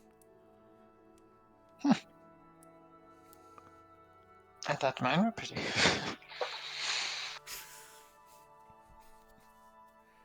I mean, yeah, but that's pretty long. Yeah, I suppose I wouldn't want them dragging on the ground. But... I mean, it would sweep up your steps behind you. Oh, that's very true. Either or. Thank you, Koga. Of course. And I suppose we should be on our way. yeah. Let's get butterscotch all ready and settled. Unless there's anything else we need here in Anterine, I'd say for the mountains. All right. So, you go ahead, step out. It's only a handful of minutes, a handful of moments after you're out of the courier's office that Kari rejoins your group. Is there anything I missed? Just mailing, postage. Yeah, of services. course. Shall we? Mm-hmm. All right. So, with, I presume, your destination being Fort Red Iron, you make your way to the stable where you left Butterscotch and your wagon to get ready to be on your way for the next leg of your journey to get these kobolds free and reunite Minnove with her estranged mother. But the continuation of this story will have to wait until we come together next time, because people are starting to fall asleep. So, Me. Hongshu, Thank you all, ladies and gentlemen, so much for joining us for this session of Ringlight Fables. 'Twas much fun, much character stuff to be had. But we will see you next time. Until then, take care of yourselves, keep listening, and don't be a dick. Bye-bye. Bye. Adios. Goodbye. Au revoir. So on.